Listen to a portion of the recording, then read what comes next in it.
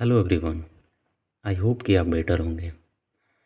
ये घटना चक्र का एक जो भौतिकी का पार्ट है, उस भौतिकी के सारे नोट्स जो दिए गए हैं, तो हमारा आइडिया ये है कि आज आप हमारे साथ स्टडी करें और सारे नोट्स का एक ओवरव्यू ले लें, ताकि एग्ज़ाम के दृष्टिकोण से, किसी भी एग्ज़ाम के प्रोस्पेक्टिव से बहुत ही इम्पोर्टेंट होता है।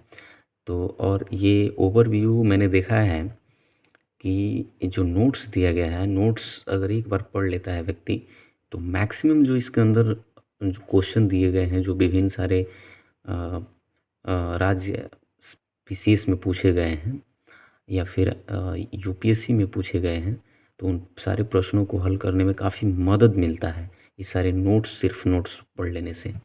तो नोट्स का एक ओवरव्यू मेरे साथ आप करेंगे। भले स्क्रीन पे थोड़ा सा दिक्कत हो सकता है, मैं इसे कोशिश करूँगा ज़ूमिंग करके, कम बेस करके आपको बेस्ट तरीके से बताने का। तो बिना टाइम लॉस किए हम चलिए स्टार्ट करते हैं, क्योंकि एक ही वीडियो में सारा कवरेट करना है हमको। टारगेट हमने लिया है 17-18 पन्ना है, 17-18 पन्ना को पूरा आज ही कवरेट कर देना है। तो देखिएगा कि यहाँ से मात्रक या इकाई, सबसे पहले है मात्रक या इकाई। तो बोल रहा है किसी भी भौतिक राशि को मापने के लिए उस राशि के एक निश्चित परिमाण को मानक मान लेते हैं तथा इस मानक को कोई नाम दे देते हैं। इसी को उस राशि का मात्रक कहते हैं। ठीक है। भौतिक राशियों के मापन के लिए निम्नलिखित चार पद्धतियाँ प्रचलित हैं। तो चार पद्धतियाँ कौन कौन सी है? तो पहला पद्धति है सीजीएस। सीजीएस पद्धति में क्या होता है? सीजीएस पद्धति में जो लंबाई का मात्रक है, द्रव्यमान का मात्रक है और समय का मात्रक है, वो लंबाई का मात्रक हो जाता है सेंटीमीटर। ठीक है। द्रव्यमान का मात्रक हो जाता, सॉरी, जो ग्राम का मात्रक होता है इसमें, वो द्रव्यमान का मात्रक होता है और समय का जो मात्रक होता है वो सेकंड होता है। तो मतलब ये इसी को शॉर्ट फॉर्म में सीजीएस पद्धति कहते हैं और इसे फ्रेंच या मीट्रिक पद्धति के नाम से भी जाना जाता है। ठीक है। अगला देखिएगा, अगला एक नोट्स बड़ा इंपॉर्टेंस दिया है। बोल रहा है कि यांत्रिकी में आने वाली सभी भौतिक राशियों को लंबाई, द्रव्यमान और समय के मात्रकों में व्यक्त किया जाता है। तो जितने भी सारे मैकेनिज़्म में आप यूज करते हैं फिजिकल क्वांटिटी को, तो उसमें जो है पूरा का पूरा लेंथ, द्रव्यमान और समय, इन तीन चीज़ों को मेजर पार्ट में यूज करा जाता है। तो इन तीन राशियों को मात्रक इन तीन राशियों के मात्रक एक दूसरे से पूर्णतया स्वतंत्र हैं। पूर्णतया स्वतंत्र का मतलब इससे कोई और नहीं बना है, बल्कि ये सिर्फ और सिर्फ, है ना, अपने से बना है और इसमें किसी भी दूसरे मात्रकों का यूज नहीं किया गया है। तो इसलिए ये स्वतंत्र है, स्वतंत्र मात्रक है। ठीक है। अब बोल रहा है कि इनमें से किसी एक को किसी अन्य मात्रक में बदला अथवा उससे संबंधित नहीं किया जा सकता, मतलब ये स्वतंत्र है इसलिए। अतः इन राशियों को मूल राशि कहते हैं। ठीक है। मूल राशि इसी को कहते हैं तथा इनके मात्रकों को मूल मात्रक कहते हैं। तो ये जो राशियां हैं, इन राशियों को मूल राशि और इसके मात्रकों को मूल मात्रक कहते हैं। आइए और देखते हैं। तो पहला ये सीजीएस पद्धति है। दूसरा पद्धति है एफपीएस। एफपीएस पद्धति को ब्रिटिश पद्धति भी कहते हैं और इसमें जो जो लंबाई का मात्रक लिया जाता है वो फुट, और जो द्रव्यमान का मात्रक लिया जाता है वो पाउंड में, और जो समय का मात्रक होता है वो सेकंड में ही लिया जाता है। तो आप इसे फुट, पाउंड, सेकंड कह सकते हैं और इसे ब्रिटिश पद्धति भी कहते हैं। हो गया। अगला जो है एमकेएस पद्धति। एमकेएस पद्धति में क्या होता है कि जो लंबाई का मात्रक होता है वो आपको मीटर में होता है और द्रव्यमान का मात्रक जो होता है किलोग्राम। ठीक है। किलोग्राम जो दे रखा है। ठीक है। और सेकंड जो होता है वो समय का मात्रक होता है। तो ये एमकेएस पद्धति है। ठीक है। एमकेएस पद्धति के बाद जो चौथा पद्धति आता है उसको हम बोलते हैं एसआई पद्धति, और बहुत ही महत्वपूर्ण एसआई पद्धति है, क्योंकि सारे ये पद्धति अलग अलग थे, लेकिन जब 1960 में एक पेरिस में अंतर्राष्ट्रीय सम्मेलन हुआ, उस सम्मेलन में सभी जो पार्टिसिपेट कंट्रीज़ थे, सारे लोग जो थे उन्होंने तय किया कि अब से जो है पूरे इंटरनेशनल मतलब अंतर्राष्ट्रीय स्तर पर एक ही मात्रक माना जाएगा। इससे दिक्कत नहीं होगी, ताकि मान लो कि किसी चीज़ को कहीं दूसरे जगह हम भेज रहे हैं तो वहाँ मेजर करने में बहुत ज़्यादा परेशानी होती है, चाहे वेट से रिलेटेड हो, लेंथ से रिलेटेड हो या फिर टाइम से रिलेटेड हो। तो इस तरीके से मेजर डिफरेंस ना आए, तो इसलिए सारे देशों ने मिल के 1960 में पेरिस में कॉन्फ्रेंस किया और इस एसआई मात्रक को अपना लिया गया। और इसमें देखिए क्या क्या बात करी गई है। इसमें लंबाई, द्रव्यमान, समय, ताप, विद्युत धारा, ज्योति तीव्रता और पदार्थ की मात्रा, हाँ, या पदार्थ का परिमाण, इन भौतिक राशियों को मूल भौतिक राशि और इसके इस मात्रक को एसआई मात्रक यानी मूल मात्रक माना गया। तो लंबाई का मीटर दे दिया है, सिंबल तो आप जानते ही हैं, और द्रव्यमान किलोग्राम केजी, समय जो है सेकंड, ताप जो है केल्विन, विद्युत धारा का एम्पियर और ज्योति तीव्रता का कैंडेला, और पदार्थ का जो है मोल, पदार्थ की परिमाण का मोल होता है। तो इन 7 मूल मात्रकों को आपने देख लिया। अब आइए हम अगला बात करते हैं। अभी इसको थोड़ा सा शॉर्ट करेंगे तब ये दिखाई देगा, तो हो सकता है थोड़ा बहुत दिक्कत होगा, बट आपको जो है अच्छा से देखिए, थोड़ा सा जूमिंग करते हैं, ज़्यादा जूमिंग हो जा रहा है। हाँ, तो मीटर की परिभाषा यहाँ देख लेते हैं। मीटर की परिभाषा दिया है कि नई परिभाषा के तहत 1 मीटर वह दूरी है जो निर्वात में प्रकाश की किरण प्रकाश की किरण सेकंड के 1/299792458वें हिस्से में तय करती है। ठीक है, मतलब कि 1 बटा इतना हिस्सा, इतने हिस्से माने 1 के इतने हिस्से के इतनेवें हिस्से को अगर 1 सेकंड में तय करती है प्रकाश की किरण निर्वात में, तो उसको 1 मीटर की संज्ञा दी गई है। यही है 1 मीटर। ठीक है, मैं एक बार रिपीट कर देता हूँ कि नई परिभाषा के तहत 1 मीटर वह दूरी है जो निर्वात में प्रकाश की किरण 1 सेकंड में यानी सेकंड के इतने हिस्से में तय करती है। ठीक है, 1/299792458। किलोग्राम की परिभाषा क्या है, तो 1 किलोग्राम पेरिस में रखे प्लेटिनम इरिडियम के एक विशेष टुकड़े का द्रव्यमान माना गया है। ठीक है, व्यवहार में 1 किलोग्राम 4 डिग्री सेल्सियस के 1 लीटर जल का द्रव्यमान होता है। ठीक है, हालांकि बोल रहा है कि मई 2019 से भारत सहित विश्व के 101 देशों ने किलोग्राम की नई परिभाषा को अपना लिया। और अब क्या है, अब 1 किलोग्राम को हाँ, अब 1 किलोग्राम को प्लांक नियतांक के आधार पर मापा जाएगा। ठीक है, तो ये है 1 सेकंड की परिभाषा। 1 सेकंड की परिभाषा क्या है, 1 सेकंड वह समय अंतराल है जिसमें परमाणु घड़ी के CGS माने 133 परमाणु 9192631770 कंपन करता है। मतलब 1 सेकेंड वह समय अंतराल है जिसमें परमाणु घड़ी के सीजियम 133 परमाणु इतना कंपन करता है। इसी को सेकंड की परिभाषा में माना जाएगा। ठीक है, अब उसके बाद बोल रहा है कि एम्पियर की परिभाषा क्या है। एम्पियर की परिभाषा तो बोल रहा है कि 1 एम्पियर विद्युत धारा का वह धारा है जो निर्वात में 1 मीटर की दूरी पर स्थित 2 सीधे अनंत लंबाई के समानांतर तारों में प्रवाहित होने पर प्रत्येक तार की प्रति मीटर लंबाई पर तारों के बीच 2 × 10⁻⁻7 न्यूटन का बल जो है उत्पन्न करती है। मई 2019 से अंगीकृत नई परिभाषा के तहत एम्पियर मूल विद्युत आवेश के आधार पर परिभाषित किया जाएगा। ठीक है, तो इसको 1 एम्पीयर बोलेंगे। केल्विन क्या बोल रहा है, केल्विन की परिभाषा बोल रहा है कि 1 केल्विन जल के ट्रिकल पॉइंट उष्मागतिकी ताप का 1/273.16 है ना, सिक्स्थ जो पार्ट है, मतलब 1/, इतनावां भाग, 1/273.16वां भाग है ना। तो ये ताप का इतनावां भाग जो है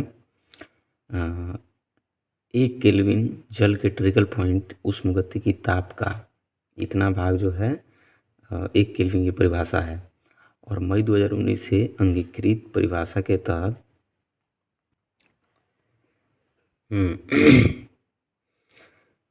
केल्विन परिभाषा के तहत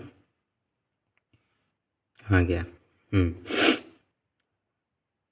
ठंड का मौसम है, थोड़ा सा प्रॉब्लम आ जा रहा है।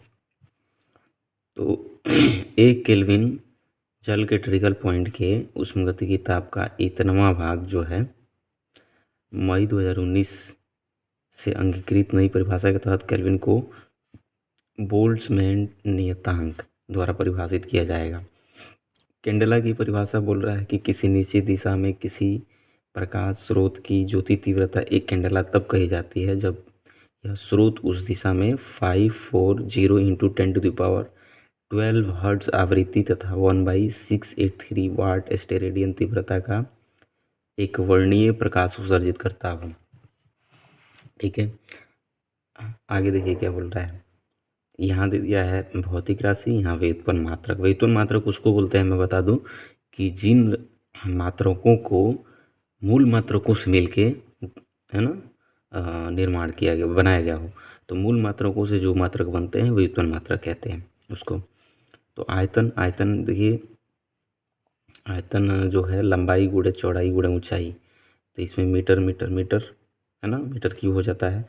घनत्व जो है द्रव्यमान बटा आयतन होता है। और इसका जो मात्रक होता है किलोग्राम प्रति मीटर क्यूब, किलोग्राम प्रति मीटर क्यूब। वेग जो होता है विस्थापन बटा समय होता है, और इसका मात्रक होता है मीटर प्रति सेकंड, मीटर प्रति सेकंड। त्वरण जो होता है वेग में परिवर्तन का दर होता है, यानी वेग में परिवर्तन का दर क्या मतलब, तो वेग में परिवर्तन बटा समय, इसका भी मात्रक होता है मीटर प्रति सेकंड, मीटर प्रति सेकंड स्क्वायर। ठीक है, मीटर प्रति सेकंड स्क्वायर होता है। बल जो होता है, बल का मात्रक किलोग्राम मीटर प्रति सेकंड स्क्वायर, इसको शॉर्ट में न्यूटन भी कहते हैं। और द्रव्यमान गुणे त्वरण, बल बराबर होता है द्रव्यमान गुणे त्वरण। तो यहाँ तक एक जो है,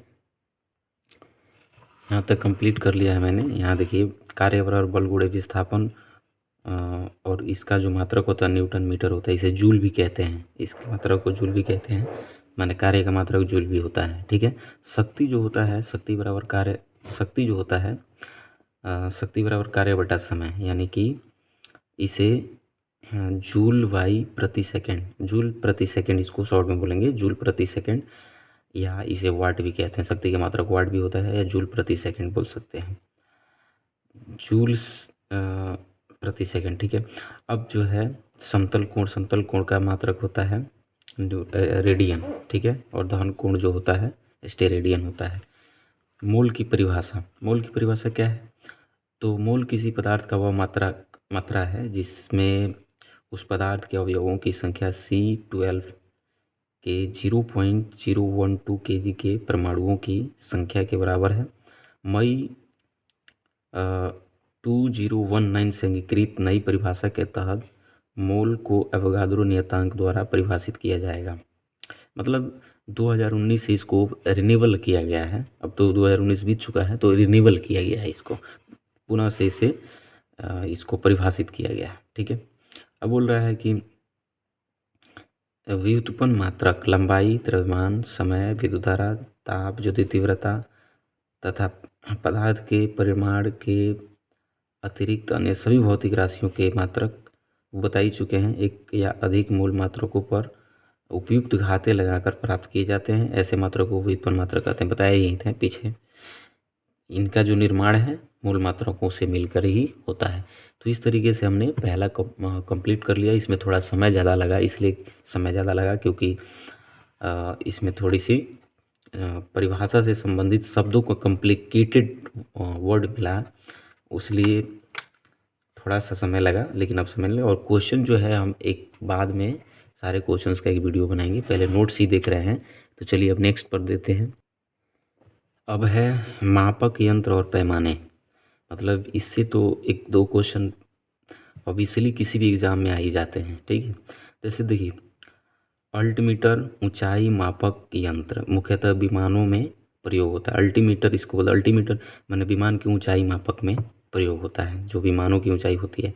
आमीटर विद्युत धारा मापक यंत्र है, ठीक है। विद्युत धारा जो मापने में यूज करा जाता है आमीटर होता है। और विद्युत धारा का मात्रक क्या होता है? विद्युत धारा का मात्रक होता है एम्पियर होता है, ठीक है। तो विद्युत धारा का मात्रक एम्पियर होता है और इसको आमीटर से मापते हैं। अब ये देखिए, एनीमोमीटर वायु की वेग माप लिखा है, एनीमोमीटर वायु वेग मापी।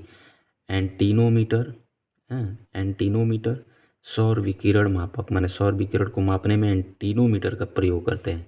वाष्पीकरण मापने में एटमोमीटर का प्रयोग करते हैं। ध्वनि की तीव्रता मापने में ऑडियोमीटर का प्रयोग करते हैं, ठीक है। ध्वनि की जो तीव्रता है, माने कितना तेज़ है कितना धीमा है, इसको मापने में हम ऑडियोमीटर का प्रयोग करते हैं। तो वायुमंडलीय दाब का निरंतर मापन करने के लिए हम बैरोग्राफ का प्रयोग करते हो, तो है ना, बहुत पहले से आप पढ़ते आ रहे होंगे। वायुमंडलीय दाब मापी यंत्र बैरोमीटर, ठीक है। देखिए यहाँ बैरोग्राफ है, ग्राफ का मतलब ये हुआ कि जो माप करने वाला जो यंत्र है, दाब को निरंतर माप करने वाला यंत्र, उसको कहते हैं बैरोग्राफ। और वायुमंडलीय दाब मापी यंत्र जो यंत्र है उसको बैरोमीटर कहते हैं। ऊष्मीय या विद्युत चुंबकीय विकिरण सूचक यंत्र क्या है? तो मतलब इस यंत्र को हम बोलते हैं बोलोमीटर।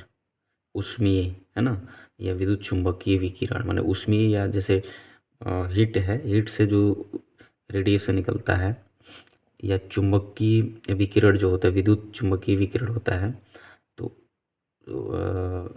वो संसूचक यंत्र होता है बोलोमीटर। उसके बाद वस्तुओं के आंतरिक और बाह्य व्यास को मापने वाला यंत्र होता है कैलिपर्स। आगे देखिएगा, आगे लिखा है पदार्थ द्वारा अवशोषित या मुक्त की गई ऊष्मा की मात्रा को मापने वाला यंत्र होता है कैलोरीमीटर। हृदय गति को रिकॉर्ड करने वाला उपकरण होता है कार्डियोग्राफ, ठीक है।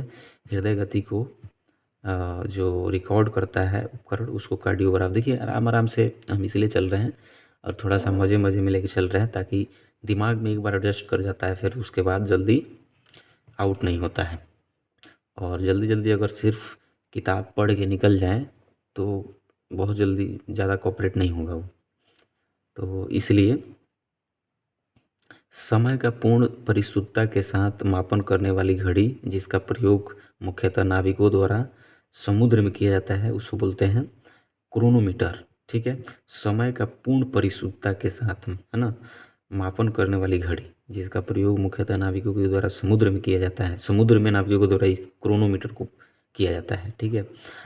अगला जो दिया है वो दिया है कि रंगों की तीव्रता मापने वाला पदार्थ, है ना, पदार्थों की सांद्रता का पता लगाने में प्रयोग किया जाने वाला उपकरण जो होता है उसको बोलते हैं कोलोरीमीटर, कोलोरीमीटर, ठीक है। कोलोरीमीटर रंगों की तीव्रता के मापन द्वारा, है ना, पदार्थों की सांद्रता का पता लगाने में प्रयोग किया जाने वाला उपकरण कोलोरीमीटर। उसके बाद दिया है ऊर्ध्वाधर। ऊर्ध्वाधर का मतलब होता है सीधा, और ऊर्ध्वाधर या ऊंचाई मापक यंत्र होता है कैथेटोमीटर, सीधा या ये। कैथेटोमीटर की जब भी बात आएगी तो ऊर्ध्वाधर दूरी मापा जा सकता है इसे, या ऊंचाई मापा जा सकता है। लेकिन जब विमान उमान से संबंधित होता है तो अल्टीमीटर होता है, ठीक है। वायु का वेग मापा जाता है एनीमोमीटर से। अब देखिए, क्रायोमीटर एक प्रकार का थर्मामीटर है, जिसका प्रयोग जो है अति निम्न ताप को मापने के लिए किया जाता है, क्रायोमीटर। और सबसे उच्च ताप को मापने के लिए, सबसे अधिक, जैसे सूर्य का तापमान बहुत ज़्यादा होता है, उसको मापने के लिए पायरोमीटर का प्रयोग करते हैं, ठीक है। और सबसे निम्न ताप मापने के लिए एक प्रकार का ये थर्मामीटर है, तो इसको हम क्रायोमीटर का प्रयोग करते हैं। अगला देखिएगा, अगला लिखा है साइक्लोट्रॉन। साइक्लोट्रॉन क्या है? तो आपको इसको थोड़ा सा जूमिंग कर देते हैं। जूमिंग करने में दिक्कत ये है कि ये स्थिर नहीं बन पा रहा। हाँ, अब हो गया। अब मुझे लगता है दिख रहा होगा। साइक्लोट्रॉन एक प्रकार का कण तरत्व है, त्वरक है, सॉरी, एक प्रकार का कण त्वरक है जो आवेशित कणों की गति को बढ़ाने में प्रयुक्त होता है। क्रेस्कोग्राफ पौधों की वृद्धि को मापने वाला उपकरण है। डिलेटोमीटर पदार्थों के आयतन में होने वाले परिवर्तनों को मापने वाला उपकरण है। पदार्थों के आयतन में जो चेंजिंग होता है तो उसमें मतलब उसके मोटाई चौड़ाई जो बढ़ता है तो उसमें जो चेंजिंग होता है उसको मापने में डिलेटोमीटर का प्रयोग करते हैं। डीप सर्कल, इस यंत्र की मदद से किसी स्थान के नति कोण यानी डीप एंगल का मान ज्ञात किया जाता है, तो इसे डीप सर्कल बोलते हैं। डायनेमो, यांत्रिकी ऊर्जा को विद्युत ऊर्जा में बदलने वाला उपकरण होता है डायनेमोमीटर। ये बहुत इंपॉर्टेंट है, आए दिन एग्जाम में इससे क्वेश्चन एक दो मतलब पूछ ही लिए जाते हैं डायनेमो। तो डायनेमो जो है यांत्रिक ऊर्जा को विद्युत ऊर्जा में बदलता है। और इसको देखिए याद करने का एक ट्रिक है। जो विद्युत मोटर होता है वो विद्युत मोटर क्या करता है, विद्युत ऊर्जा को यांत्रिक ऊर्जा में बदलता है। तो विद्युत ऊर्जा को यांत्रिक ऊर्जा में बदलने वाला होता है विद्युत मोटर। और हमने इसे पंखा पर सेट कर दिया है। जो फैन होता है, फैन में मान लीजिए मोटर लगा है, मोटर से जैसे मोटर चलना शुरू हुआ तो हवा बनाएगा, हवा में मतलब मैकेनिकली चीज़ बनाना शुरू करता है। तो इसे आप सेट कर सकते हैं कि जो चीज़ बनाना शुरू किया एक तरीके से मैकेनिज़्म हो गया वो, तो उसको बोलेंगे जो मतलब कि विद्युत ऊर्जा को यांत्रिक ऊर्जा में बदल रहा है तो वो हो गया आपको विद्युत मोटर। और ये डायनेमो है, डायनेमो यांत्रिक ऊर्जा को विद्युत ऊर्जा में परिवर्तित करता है। डायनेमोमीटर क्या करता है कि बल आघूर्ण या शक्ति को मापने वाला उपकरण है। इलेक्ट्रोइंसेफ्लोग्राफ ईईजी मस्तिष्क की विद्युतीय गतिविधि को मापने वाला यंत्र है। ईईजी कब होता है, जब मस्तिष्क से रिलेटेड कोई प्रॉब्लम हो तो उसको चेकअप करने में ईईजी कराया जाता है। तो उसमें मस्तिष्क की विद्युतीय गतिविधि मापा जाता है ऐसे ऐसे ग्राफ करके। उसके बाद बोल रहा है कि इलेक्ट्रोमीटर जो बोल रहा है, ये बोल रहा है कि विद्युत आवेश या विभवांतर का मापन करने वाला। ये भी एग्जाम में कई बार पूछा है। इलेक्ट्रोमीटर विद्युत आवेश या विद्युत विभवांतर का माप करने वाला उपकरण है। इलेक्ट्रोस्कोप किसी निकाय में विद्युत आवेश की उपस्थिति का पता लगाने वाला उपकरण है। ठीक है। उसके बाद है इवेपोरीमीटर वायुमंडल में जल के वाष्पीकरण की दर का मापन करने वाला उपकरण है।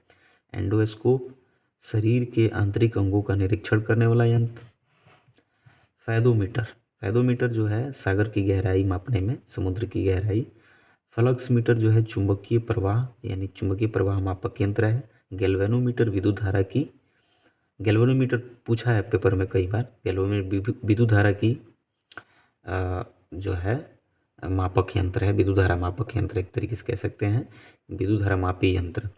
उसके बाद है ग्रेविमीटर गुरुत्वीय त्वरण मापक यंत्र है। गुरुत्वीय त्वरण, ठीक है, गुरुत्वीय त्वरण मापक यंत्र है।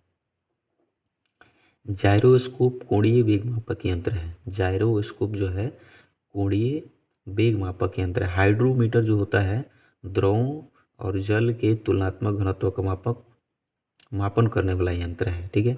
हाइड्रोमीटर जो है वायुमंडल की सापेक्षिक आर्द्रता का मापन करने वाला यंत्र है। हाइग्रोमीटर तो पता ही है, हाइग्रोमीटर कई सारे एग्जाम में पूछ लेगा। हाइग्रोमीटर जब भी बोलेगा हाई हवा, ह से आ रहा है हाई, तो इसको वायुमंडल की सापेक्षिक आर्द्रता, जबकि हाइड्रो जल से संबंधित होता है, इसलिए इसमें क्या होता है अंतर्जलीय जल का घनत्व इसमें मापा जाता है ना। तो ये बोल रहा है कि जब हाइड्रोमीटर बोलेगा जैसे ये, तो जल के घनत्व में आ जाएगा, तुलनात्मक घनत्व मापन यंत्र। और हाइड्रो बोलेगा था हवा की वायुमंडल सापेक्षिक आर्द्रता मापने वाला। अभी हाइड्रोफोन एगो है, हाइड्रोफोन अंतर्जलीय ध्वनि को रिकॉर्ड करने वाला उपकरण है। उसके बाद है हाइग्रोस्कोप, वातावरण में उपस्थित आर्द्रता के परिवर्तन को दर्शाता है। ठीक है, चलिए आगे देखिएगा।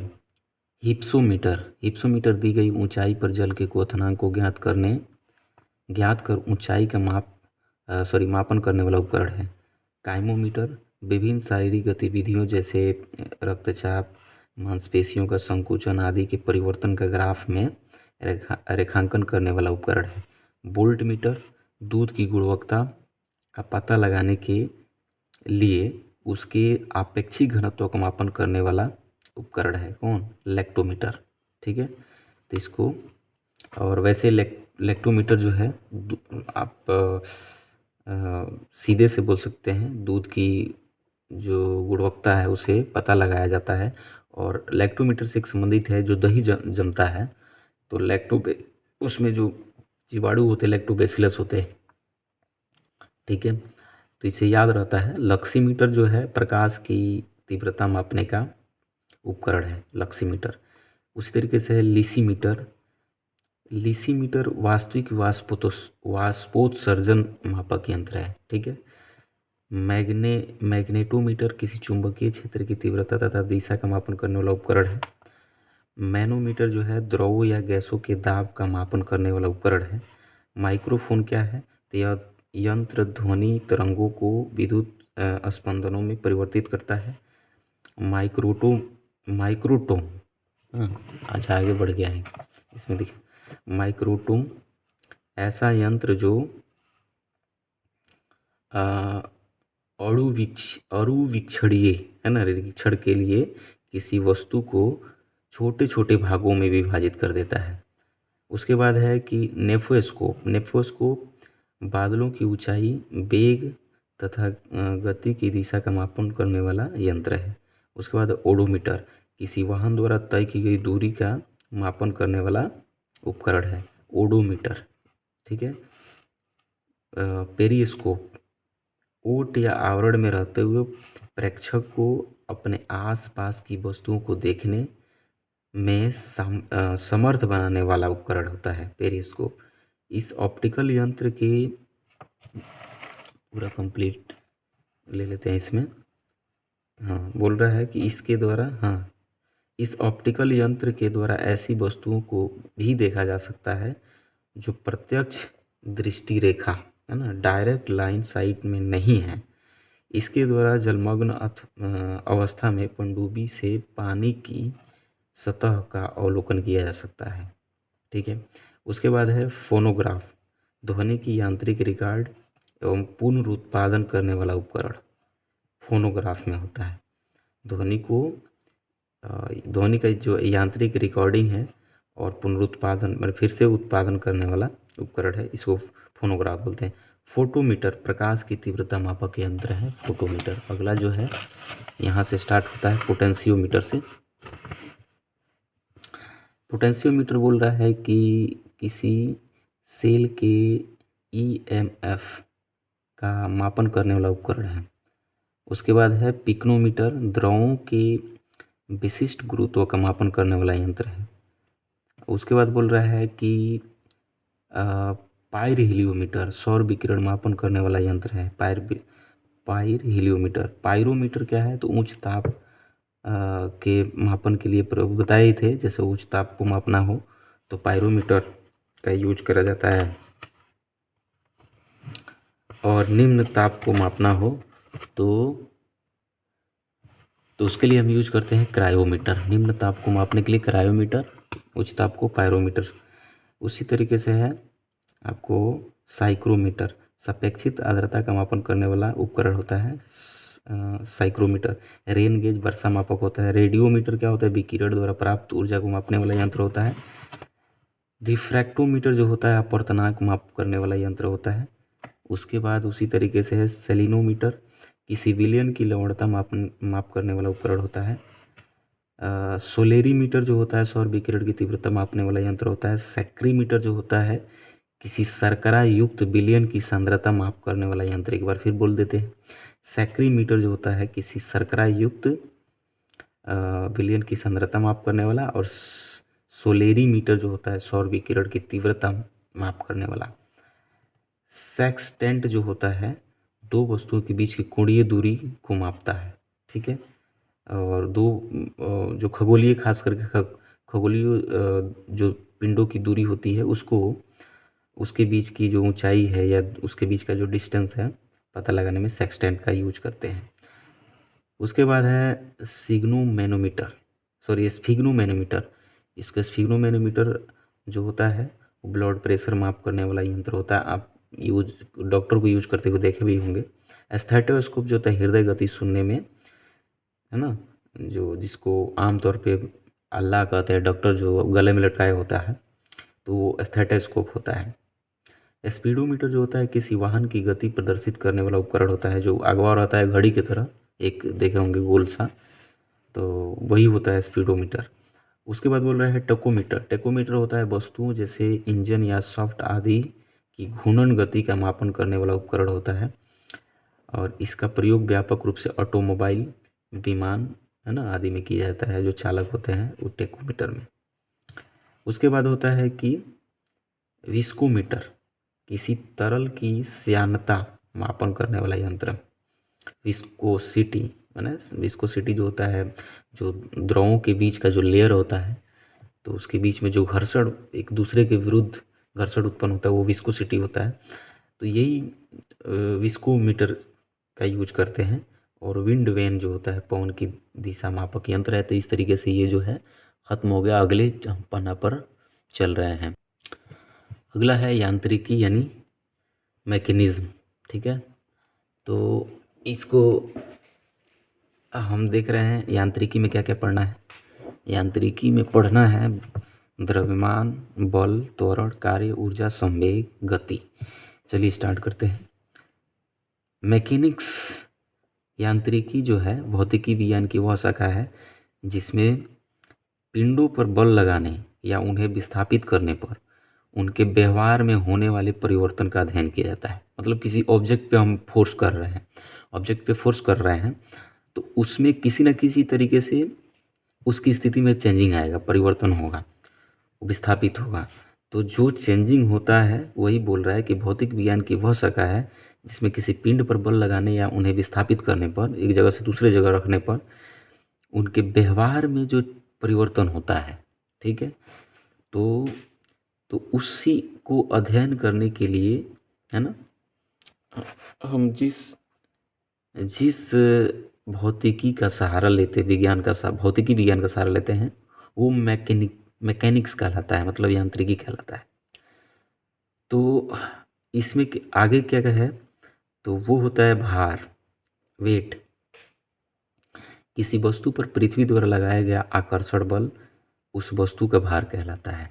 और द्रव्यमान क्या है तो किसी वस्तु या पदार्थ के परिमाण को उस वस्तु या पदार्थ का द्रव्यमान कहलाता है। मतलब उसको कहते हैं द्रव्यमान, उसको कहते हैं जो किसी वस्तु या पदार्थ के परिमाण होता है, जबकि भार उसको कहते हैं जो पृथ्वी द्वारा लगाया गया आकर्षण बल उस वस्तु पर होता है, ठीक है।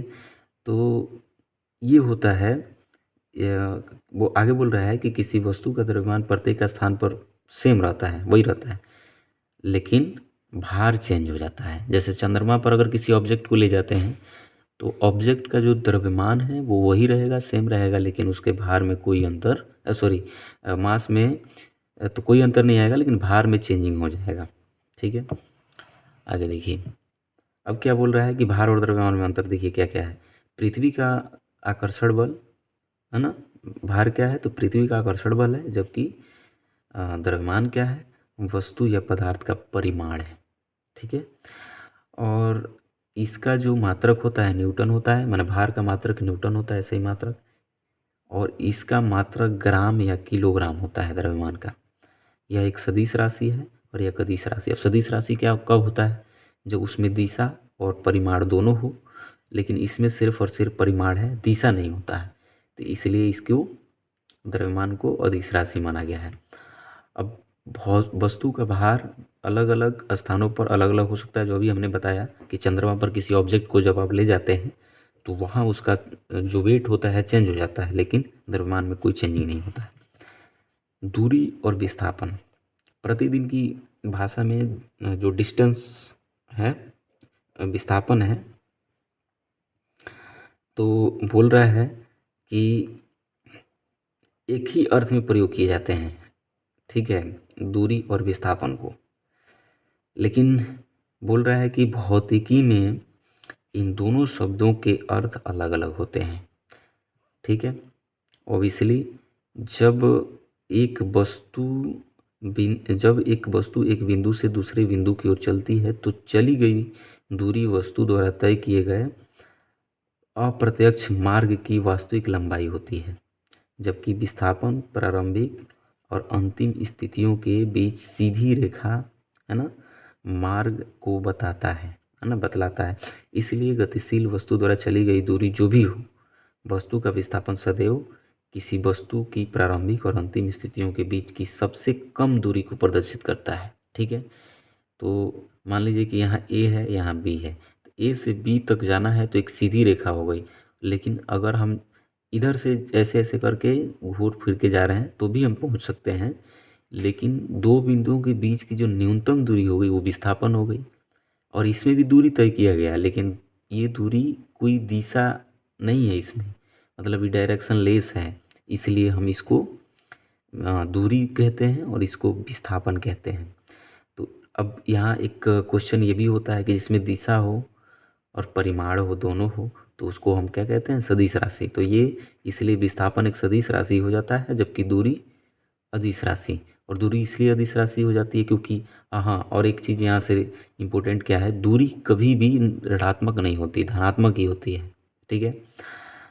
तो इस तरीके से विस्थापन शून्य भी हो सकता है, ठीक है, लेकिन दूरी कभी शून्य नहीं हो सकती, ठीक है।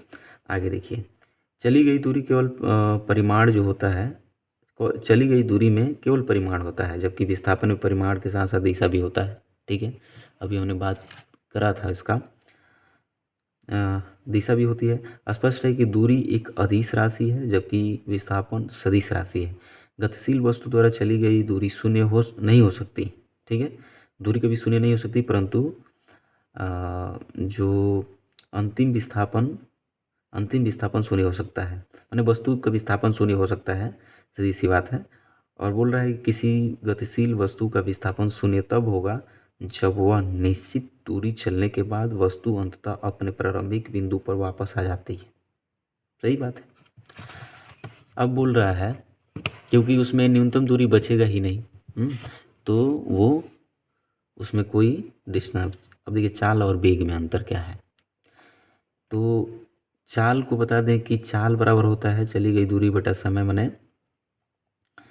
चाल उसके द्वारा प्रति इकाई समय में चली गई दूरी होता है, ठीक है। प्रति इकाई समय में तय की गई दूरी को हम क्या कहते हैं, चाल कहते हैं। और चाल एक अदिश राशि है। क्यों अदिश राशि है, क्योंकि इस चाल का कोई मतलब वही डायरेक्शन लेस है, किसी भी दिशा में जो है चाल हो सकता है। तो बोल रहा है कि इसका ऐसा ही मात्रक मीटर प्रति सेकंड होता है, और किसी वस्तु का वेग उसमें प्रति इकाई समय में उत्पन्न विस्थापन होता है। जब विस्थापन जुड़ गया तो आपको पता ही है कि विस्थापन क्या है, विस्थापन एक सदिश राशि है, तो वेग भी क्या होगा, सदिश होगा, ठीक है। लेकिन मात्रक दोनों का ऐसा ही मात्रक सेम होता है, मीटर प्रति सेकंड और मीटर प्रति सेकंड इसका भी होता है। चाल और वेग में अंतर यह है कि चाल में केवल परिमाण होता है और उनमें कोई विशिष्ट दिशा नहीं होती, जबकि वेग में परिमाण के साथ साथ दिशा भी होती है, अतः वेग एक सदिश राशि है। तो अब देखिए त्वरण की बात करता है। त्वरण क्या है, किसी वस्तु के त्वरण को समय के साथ उसके वेग में परिवर्तन की दर को, है ना, दर के रूप में परिभाषित किया जाता है। त्वरण क्या है, तो वेग बटा समय, मतलब वेग में परिवर्तन के दर को समय कहते हैं। त्वरण जो है अंतिम वेग माइनस प्रारंभिक वेग बाई समय, इसको त्वरण को v minus you by T, इसको लास्ट वेग, इसको इनिशियल वेग मतलब प्रारंभिक वेग ना। इसका सही मात्रक बहुत इंपॉर्टेंट है, त्वरण का सही मात्रक न्यूटन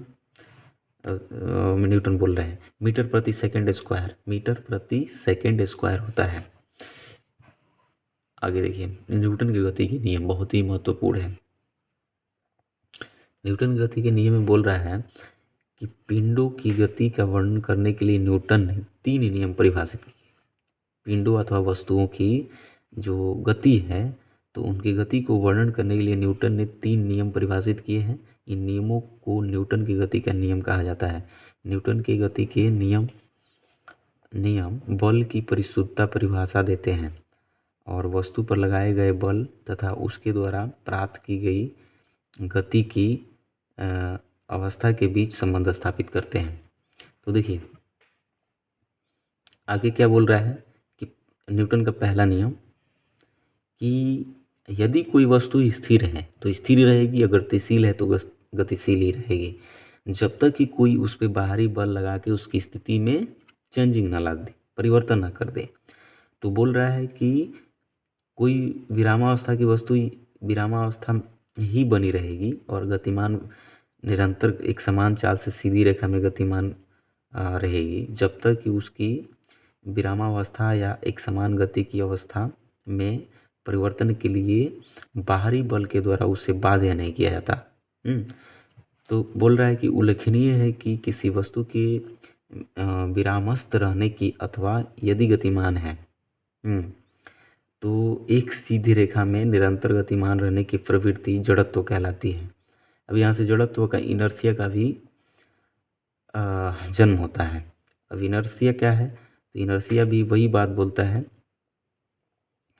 कि किसी वस्तु की विरामावस्था में रहने की या यदि गतिमान है तो सीधी रेखा में निरंतर गतिमान रहने की प्रवृत्ति जड़त्व कहलाती है।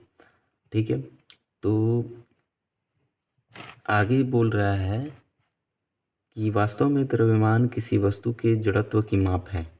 ठीक है, जड़त्व की माप है। जो वास्तव में द्रव्यमान किसी वस्तु के जड़त्व की माप है। अब चूंकि यहाँ द्रव्यमान को रिलेट किया है जड़त्व से, यानी कि जड़त्व सीधा सीधा द्रव्यमान पर निर्भर करता है। जितना मास होगा उसमें उतना इनर्शिया होगा, है ना। तो वस्तु में यदि अधिक द्रव्यमान होता है तो उसमें जड़त्व भी अधिक होगा। ठीक है, अर्थात हल्की वस्तुओं की अपेक्षा भारी वस्तुओं में अधिक जड़त्व होगा, सीधी सी बात है। आगे देखिए, न्यूटन का गति का दूसरा नियम क्या कहता है। न्यूटन की गति के प्रथम नियम से यह स्पष्ट है कि किसी वस्तु पर बाह्य बल लगाने से उसकी गति में परिवर्तन होता है। गति में परिवर्तन होने का अर्थ वस्तु में त्वरण के उपस्थित होने से है। अतः किसी वस्तु पर बल लगाने से उसमें त्वरण उत्पन्न होता है। प्रयोगों द्वारा यह देखा गया है कि किसी वस्तु पर आरोपित बल F उस वस्तु के द्रव्यमान m तथा वस्तु में बल की दिशा में उत्पन्न त्वरण a के गुणनफल के बराबर होता है। इसलिए बल बराबर द्रव्यमान गुणे त्वरण होता है।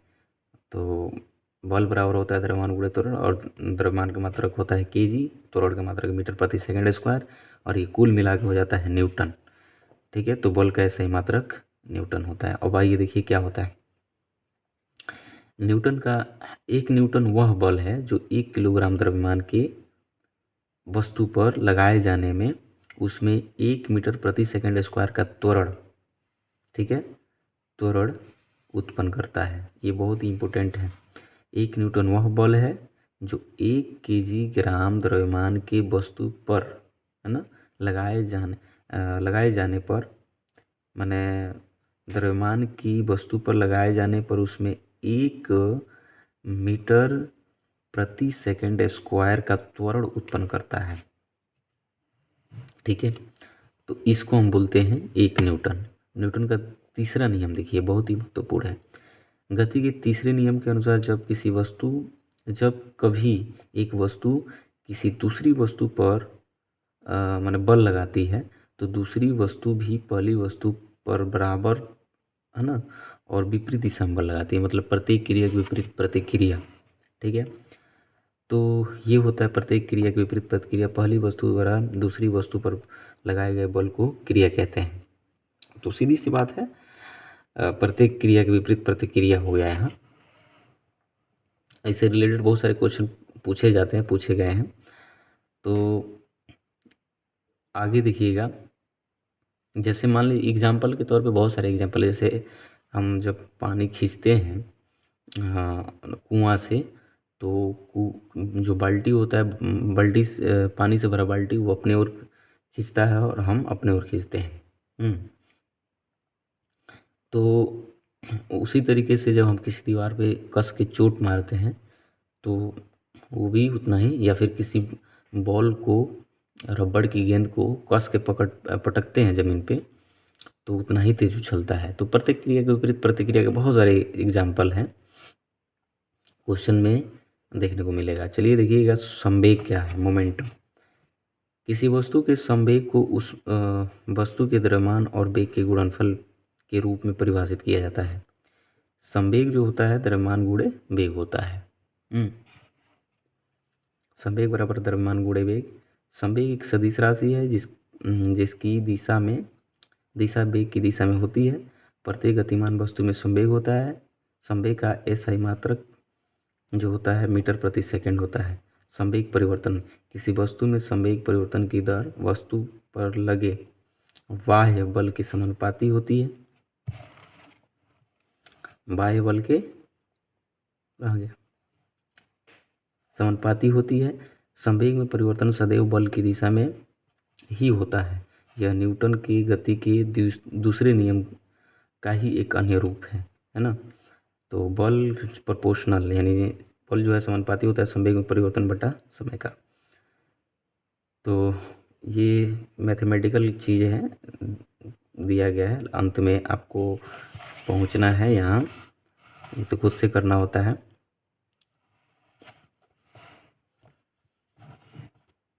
ये F=ma जो न्यूटन का गति का दूसरा नियम है। मतलब सीधी सी बात है, न्यूटन के दूसरे गति नियम से बल का व्यंजक प्राप्त होता है और बल की परिभाषा न्यूटन के प्रथम नियम से। ये क्वेश्चन बहुत बार पूछा गया है एग्जाम में। संवेग संरक्षण का नियम। संवेग संरक्षण का नियम क्या है, देखिए, यदि दो अथवा दो से अधिक पिंडों के समुदाय पर कोई बाहरी बल कार्य न करे तो समुदाय का संयुक्त संवेग स्थिर है ना, या संरक्षित बना रहता है। इसे ही संवेग संरक्षण का नियम कहते हैं।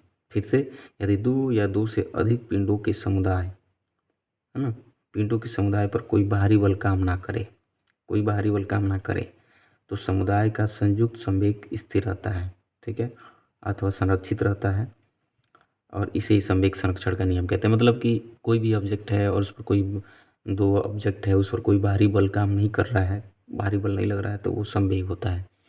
और 9th क्लास में जैसे कि हम लोगों ने पढ़ा था कि दो पिंड एक ही, जिसका मास एक ही हो, द्रव्यमान एक ही हो, और लटका के दीवार पर लटका दिया जाए, फिर दोनों को समान दूरी पर ला के छोड़ दिया जाए, तो टक्कर के बाद और टक्कर के पहले दोनों का जो संवेग संरक्षण था वो एकदम वही होता है जो पहले, मतलब टक्कर के पहले होता है 0 और टक्कर के बाद भी 0 हो जाता है। तो अब देखिए कार्य क्या है। यदि किसी वस्तु पर बल लगाकर उसकी स्थिति में परिवर्तन किया जाता है तो इसमें जो क्रिया संपन्न होती है उसे कार्य कहते हैं, ठीक है। तो आगे बोल रहा है कि उसे कार्य कहते हैं। यदि बल लगाने पर वस्तु की स्थिति में परिवर्तन न हो तो कार्य किया हुआ नहीं माना जाएगा। सीधी सी बात है, माने वस्तु की स्थिति में चेंजिंग नहीं हो रहा है तो कार्य नहीं। मतलब एक व्यक्ति अगर एक बोरी कुछ भी लेके माथे पर खड़ा है तो वो कार्य नहीं होता है। कार्य में क्या है, उसकी स्थिति में परिवर्तन होना चाहिए। तो किसी वस्तु पर किए गए कार्य का मान जो है लगाए गए बल तथा बल की दिशा में वस्तु के विस्थापन के गुणनफल के बराबर होता है। माने कार्य बराबर होता है क्या, बल और बल गुणे बल की दिशा में विस्थापन, बल की दिशा में विस्थापन, ठीक है। यदि किए गए कार्य प्रयुक्त बल और बल की दिशा में विस्थापन को क्रमशः W, F और S से निर्देशित किया जाए तो W equal to F into S होता है। तो यदि बल F पिंड के विस्थापन की दिशा में न होकर उससे थीटा कोण बना रहा हो, तो किया गया कार्य क्या होगा? F equal to F cos theta into S. S का मतलब यहाँ क्या दिया है? तो विस्थापन दिया है यहाँ, जहाँ एफ कॉस थीटा विस्थापन की दिशा में बल का घटक है। तो कार्य एक अदिश राशि है, कार्य का SI मात्रक जूल होता है। यदि 1 न्यूटन का बल किसी पिंड को बल की दिशा में 1 मीटर विस्थापित कर दे तो किया गया कार्य 1 जूल होगा। 1 जूल बराबर 1 न्यूटन इंटू 1 मीटर। शक्ति अथवा सामर्थ्य यानी पावर किसी मशीन अथवा कर्ता के द्वारा कार्य करने की दर को सामर्थ्य कहते हैं। मतलब सीधी सी बात है कि किसी मशीन के द्वारा, या तो कोई व्यक्ति है या फिर कोई भी चीज़ है, उसके द्वारा जो कार्य करने की दर है उसी को हम शक्ति कहते हैं।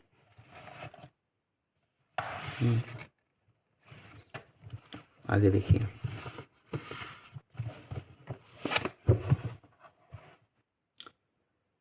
शक्ति बराबर कार्य बटा समय होता है। यदि कोई कर्ता t समय में W कार्य करता है तो उसकी शक्ति W/T माने कार्य बटा समय।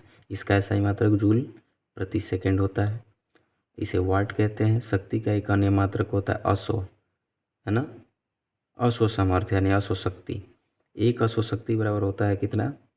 746 वाट, 746 वाट।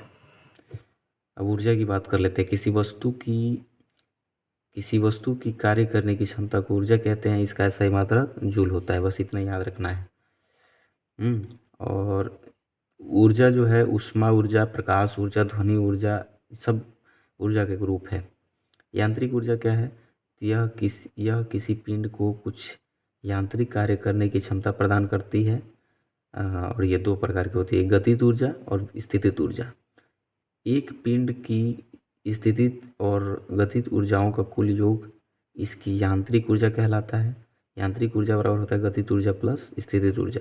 यांत्रिक ऊर्जा बराबर होता है गतिज ऊर्जा प्लस स्थितिज ऊर्जा। ठीक है, आगे देखिएगा। आगे बोल रहा है गतिज ऊर्जा यह वह ऊर्जा है जो किसी वस्तु में उसकी गति के कारण उत्पन्न होती है ना, माने गति के कारण होती है। यदि किसी वस्तु का द्रव्यमान m kg तथा वस्तु के चाल v मीटर प्रति सेकंड हो तो उस वस्तु की गतिज ऊर्जा k इक्वल टू 1/2 mv² होता है, स्थितिज ऊर्जा।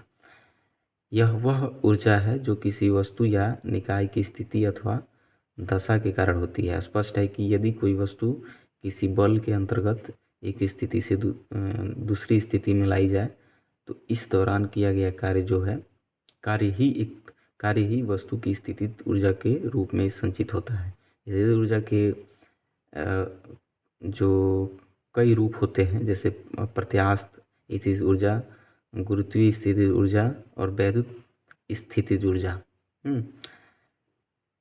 किसी वस्तु की स्थितिज ऊर्जा माने पोटेंशियल एनर्जी होता है mgh, है ना, जहाँ m द्रव्यमान को दर्शाता है, g गुरुत्वीय त्वरण को और h ऊंचाई को। तो इस तरीके से जो है खत्म हो गया। अगला हम देखते हैं। तो अगला है गुरुत्व के अधीन गति, ग्रहों की गति। सूर्य के चारों ओर कुछ पिंड अपनी अपनी कक्षाओं में परिक्रमा करते रहते हैं, जिन्हें, है ना, ग्रह कहते हैं।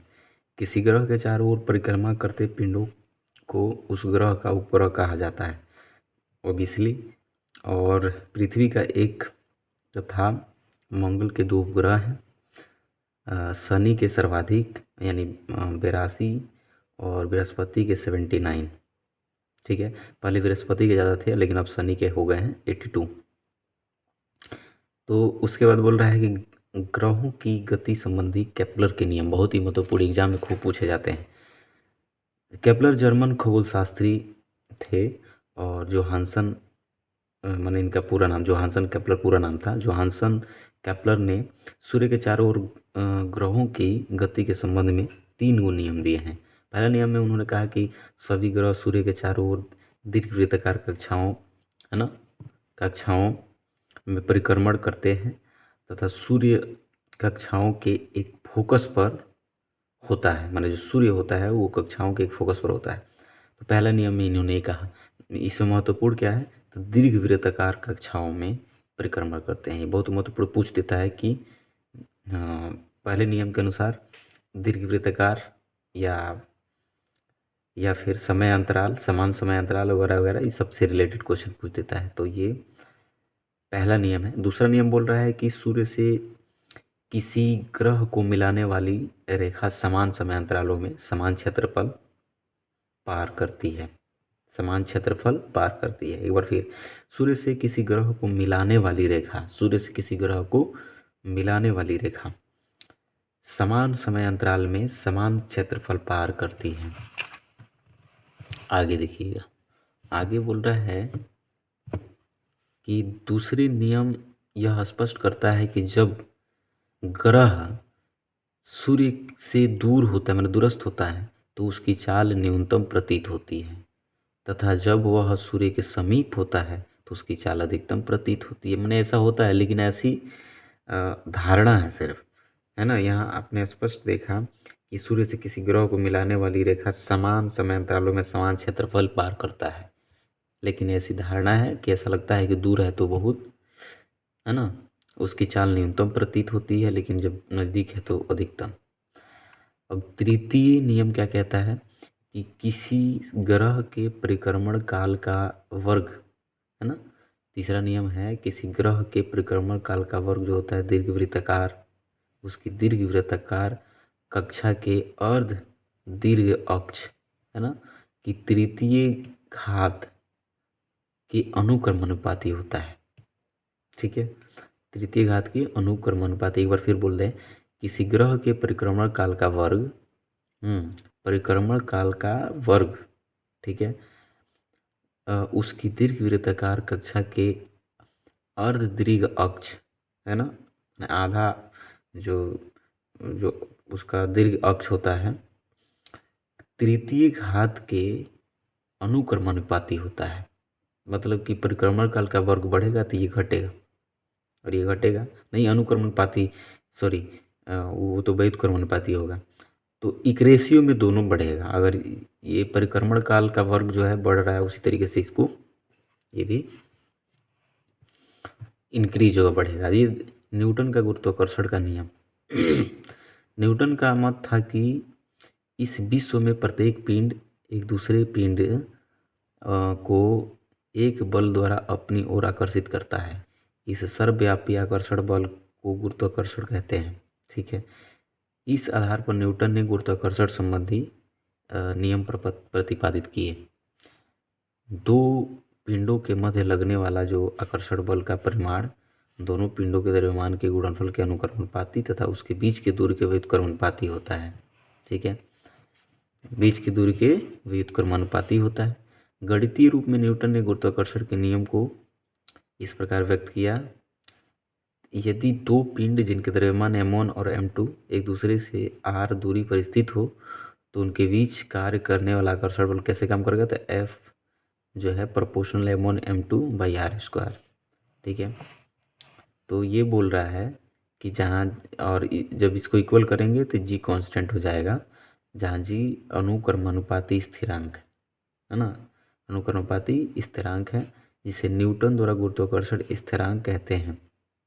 न्यूटन द्वारा गुरुत्वाकर्षण जी को, यदि बल न्यूटन में और आर दूरी मीटर में और द्रव्यमान m1 और m2 किलोग्राम में हो तो जी का मात्रक न्यूटन मीटर स्क्वायर, ये बहुत पूछता है, जी का मात्रक क्या हो जाएगा, न्यूटन मीटर स्क्वायर पर केजी स्क्वायर।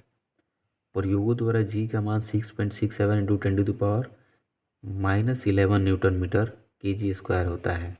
देखिए, और ज्ञात किया जाता है। तो गुरुत्व और पृथ्वी का गुरुत्वीय त्वरण ये हो गया। अब देखिए, गुरुत्व और पृथ्वी का गुरुत्वीय त्वरण, ग्रेविटी, वह आकर्षण बल है जिससे पृथ्वी किसी वस्तु को अपने केंद्र की ओर खींचती है।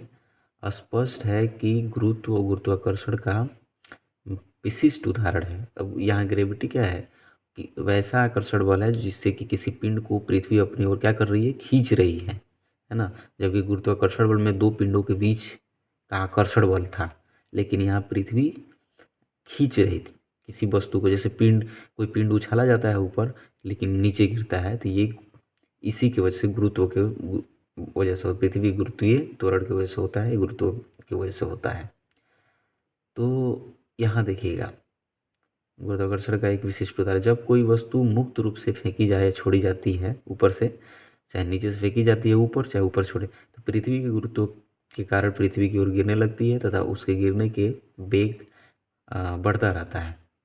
अतः इसकी गति में त्वरण उत्पन्न हो जाता है और इसी त्वरण को पृथ्वी का गुरुत्वीय त्वरण कहते हैं। ठीक है, इसे स्मॉल जी से प्रदर्शित करते हैं। गुरुत्वीय त्वरण का मात्रक मीटर प्रति सेकंड स्क्वायर होता है। और स्मॉल जी और कैपिटल जी में क्या अंतर है, तो यहाँ देख लीजिए। पृथ्वी की गुरुत्वीय त्वरण स्मॉल जी बराबर होता है कैपिटल जी ME/, और यहाँ ये गुरुत्वाकर्षण स्थिरांक है। गुरुत्वाकर्षण स्थिरांक के बारे में अभी ऊपर में हमने पढ़ा था। और ME पृथ्वी का द्रव्यमान है और RE त्रिज्या है। तो आगे देखिए, स्पष्ट है कि G का मान वस्तु के द्रव्यमान पर निर्भर नहीं करता। अतः यदि भिन्न भिन्न द्रव्यमानों की दो वस्तुएं मुक्त रूप से है ना वायु की अनुपस्थिति में ऊपर से गिराई जाए तो उनमें समान त्वरण उत्पन्न होगा। यदि वे एक ही ऊंचाई से गिराई गई हैं तो एक साथ ही पृथ्वी पर पहुंचेंगी। कब? ये कब होगा? वायु की अनुपस्थिति में, यानी निर्वात में।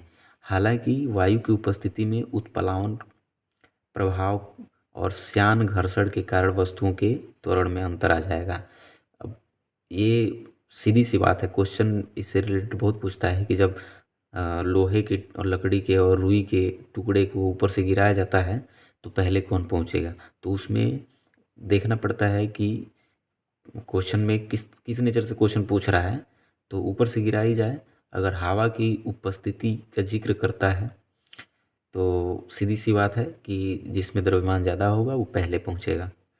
लेकिन जब इसी तरीके से अनुपस्थिति में या फिर ऐसे ही इसी नेचर से पूछ दे तो बोला जाएगा कि तीनों एक साथ ही गिरे, क्योंकि उसमें उस समय द्रव्यमान पे उसका निर्भर नहीं करता है। ठीक है, जो ग्रेविटी होता है। तो अब बोल रहा है कि हालांकि वायु की अनुपस्थिति में उत्प्लावन का प्रभाव और साथ ही श्यान घर्षण के कारण वस्तुओं के त्वरण भिन्न भिन्न होंगे। इस दशा में भारी वस्तु पृथ्वी पर पहले पहुंचेगी और पृथ्वी के गुरुत्वीय त्वरण G का मान पृथ्वी तल पर विभिन्न स्थानों पर भिन्न भिन्न होता है, मतलब अलग अलग होता है। पृथ्वी तल से ऊपर अथवा नीचे जाने पर G के मान में चेंजिंग हो सकता है, परिवर्तन आ सकता है। पृथ्वी तल पर G का मान विषुवत रेखा पर सबसे कम और ध्रुवों पर सबसे अधिक। इससे भी प्रश्न बनते हैं कि सबसे ज़्यादा मतलब G का मान कहाँ होता है, स्मॉल जी का मान। तो पृथ्वी तल पर G का मान विषुवत रेखा पर सबसे कम, ठीक है, विषुवत रेखा पर सबसे कम और ध्रुवों पर सबसे अधिक। इसे ध्रुव पर से क्वेश्चन पूछ लिया गया कि ध्रुवों पर G का मान सबसे अधिक होता है या कम होता है। या फिर ऐसे पूछ लिया जाता है कि व्यक्ति का वजन कहाँ ज़्यादा होगा, तो ध्रुव पर या विषुवत रेखा पर। तो देखिए उपग्रह की कक्षीय चाल अगला है। जब कोई उपग्रह पृथ्वी के चारों ओर वृत्तीय कक्षा में परिक्रमण करता है तो उस पर एक अभिकेंद्र बल कार्य करता है। यह बल पृथ्वी द्वारा उपग्रह पर लगाया गया गुरुत्वाकर्षण बल होता है। ठीक है, गुरुत्वाकर्षण बल होता है ना।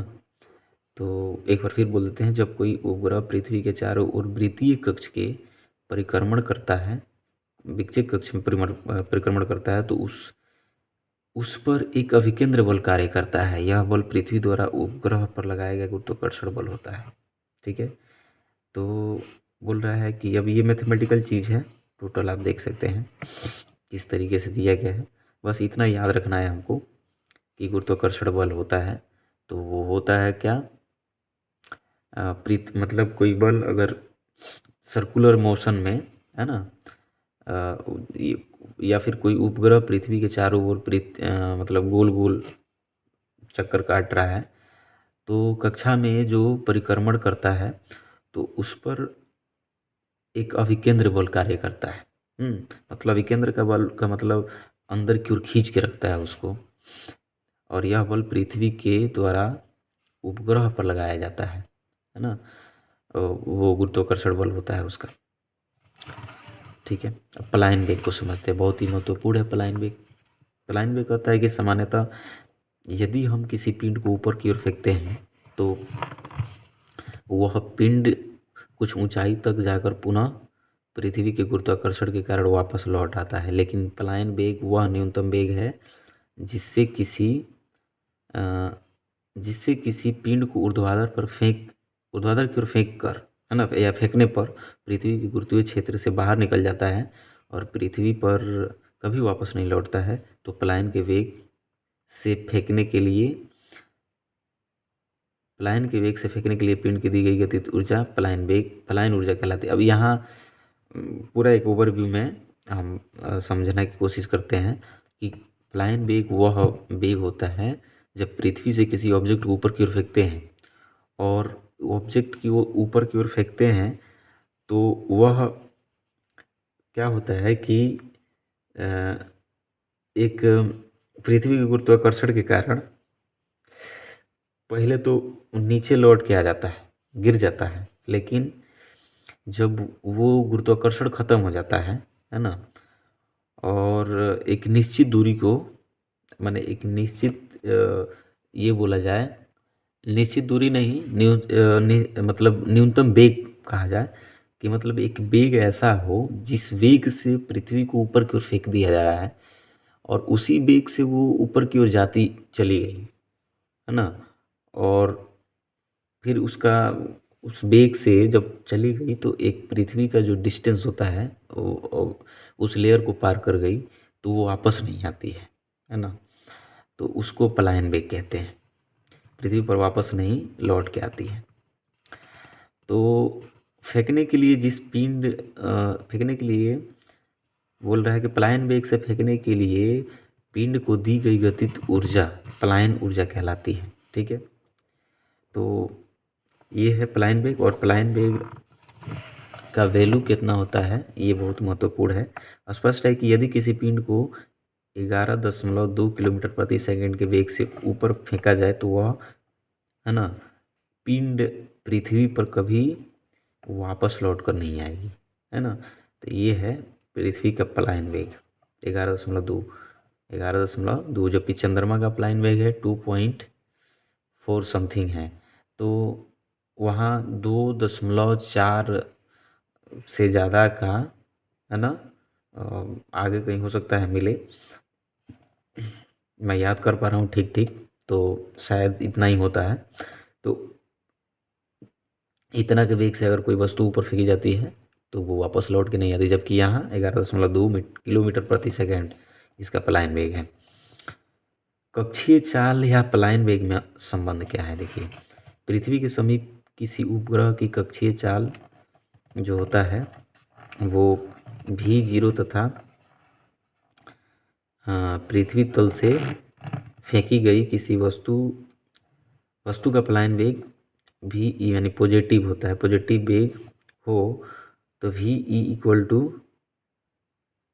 पलायन वेग पॉजिटिव यहाँ नहीं दिया है, सॉरी, इसको वी ई वेलोसिटी से ऑफ अर्थ इसको बोला जा सकता है।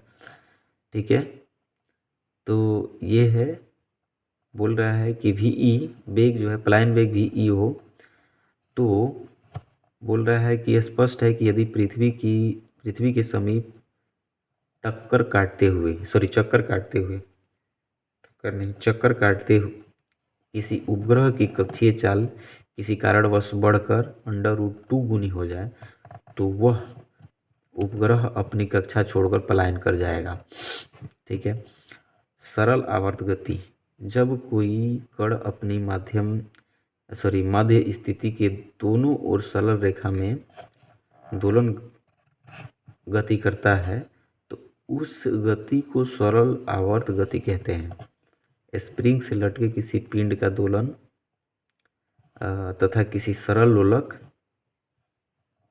का दोलन, ये जो एग्जाम्पल दिया गया है ये सभी सरल आवर्त गति का एग्जाम्पल है, सरल आवर्त गति के उदाहरण हैं।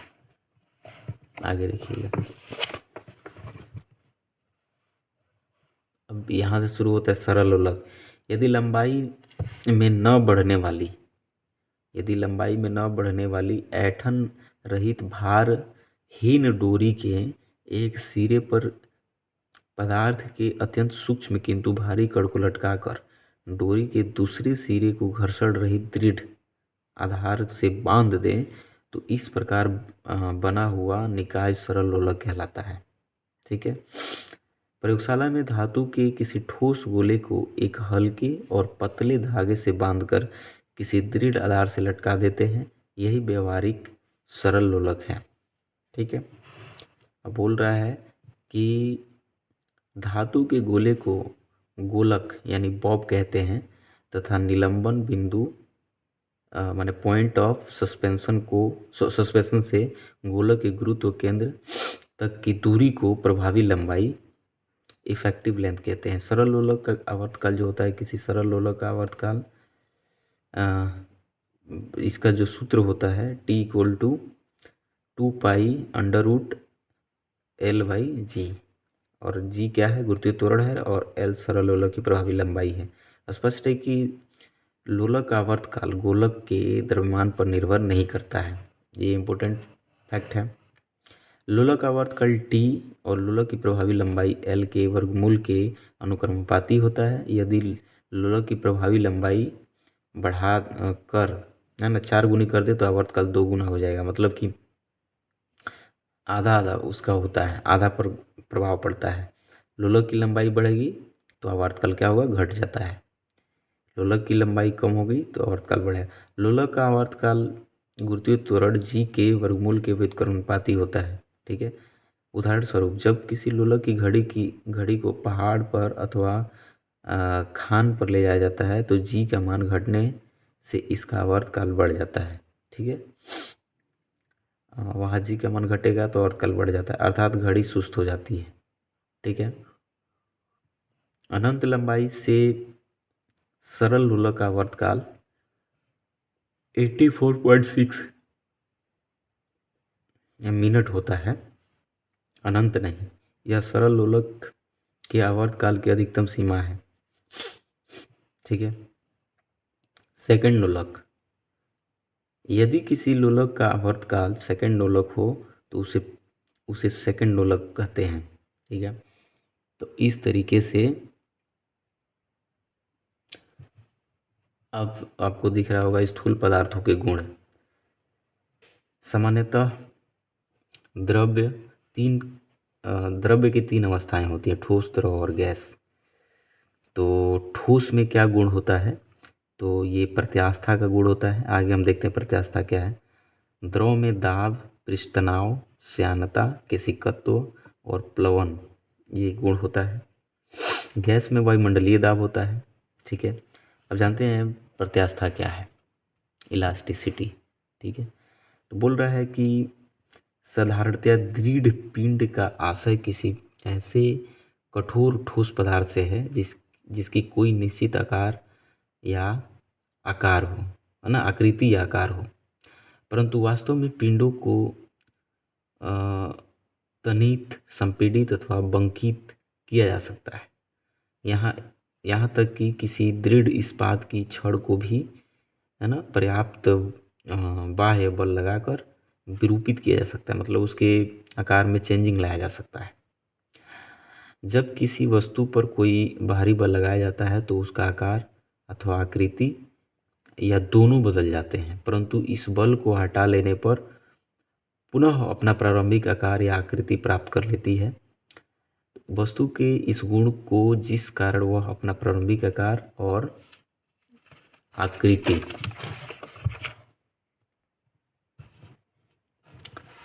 आकृति पाने का प्रयास करती है पर उसे प्रत्यास्था कहते हैं।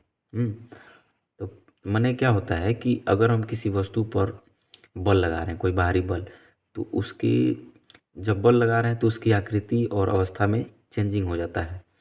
फिर जैसे हटाते हैं तो वो फिर से अपनी पहली वाली जो आकृति या अवस्था है उसे प्राप्त करने की कोशिश करती है, प्रयास करती है। तो उसी को हम प्रत्यास्थता कहते हैं।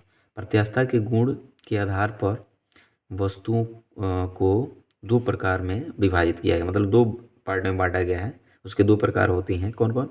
तो पूर्ण प्रत्यास्था वस्तुएं, और दो वस्तुएं बोल रहा है कि जो वस्तुएं बाह्य बल को हटा लिए जाने पर अपनी पूर्व अवस्था को पूर्णतः प्राप्त कर लेती है, वे पूर्ण प्रत्यास्था माने परफेक्टली इलास्टिक कहलाती हैं।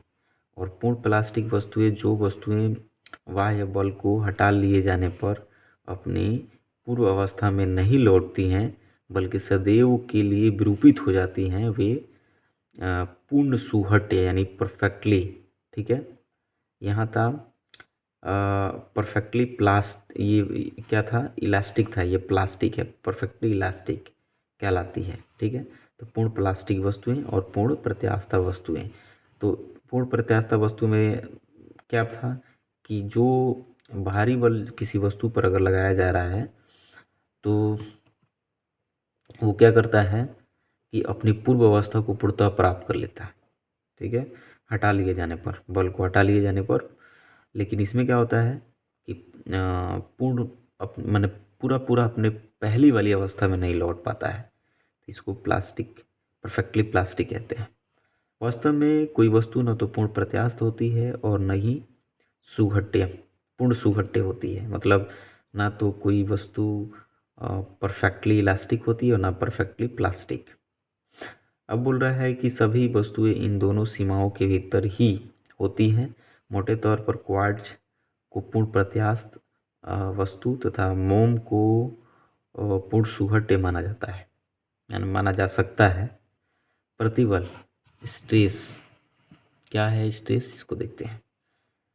जब किसी वस्तु पर कोई बाहरी बल लगाकर उसके आकार या आकृति में परिवर्तन किया जाता है तो उस वस्तु की प्रत्येक कॉर्ड यानी सेक्शन पर बल के बराबर बल के बराबर परंतु विपरीत दिशा में कुछ आंतरिक प्रतिक्रिया बल उत्पन्न हो जाते हैं, जो यह प्रयास करते हैं कि वस्तु अपने पुराने आकार को प्राप्त कर ले।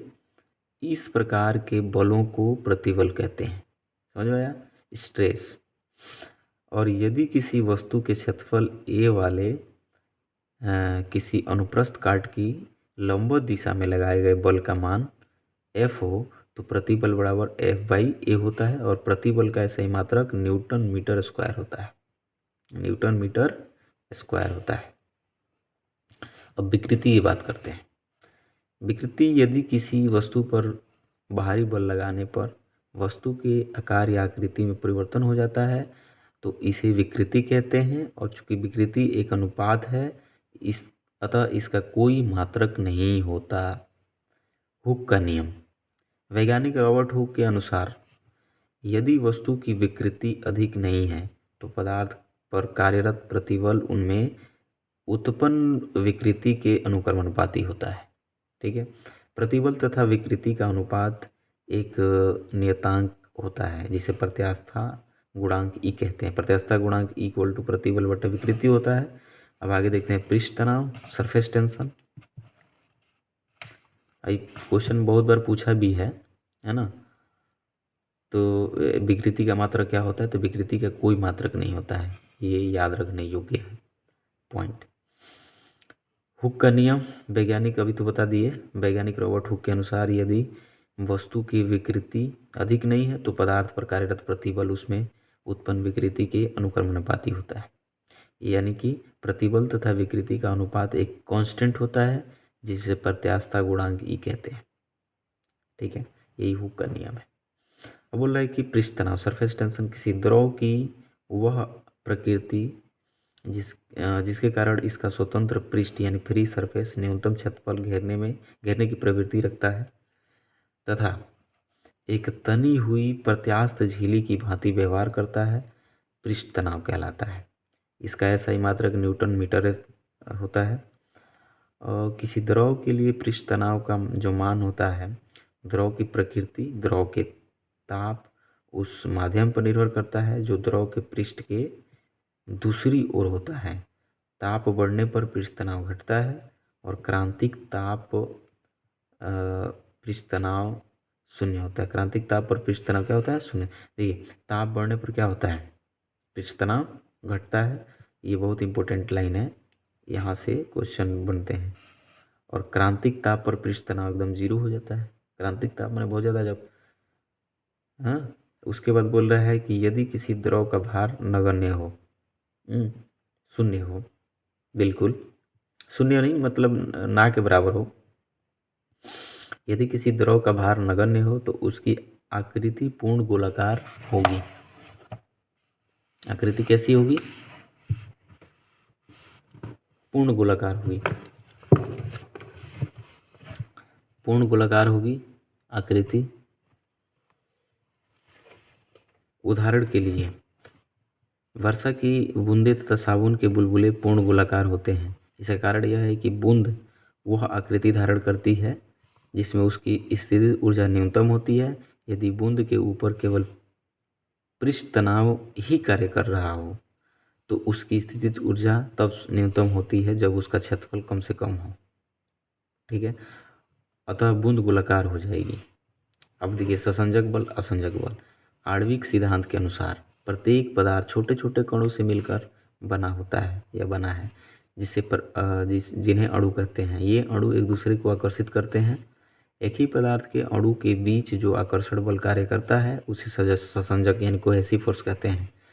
और अलग अलग पदार्थों के अणुओं के बीच कार्य करने वाले आकर्षण बल को असंजक बल कहते हैं, अधेसिव फोर्स कहते हैं।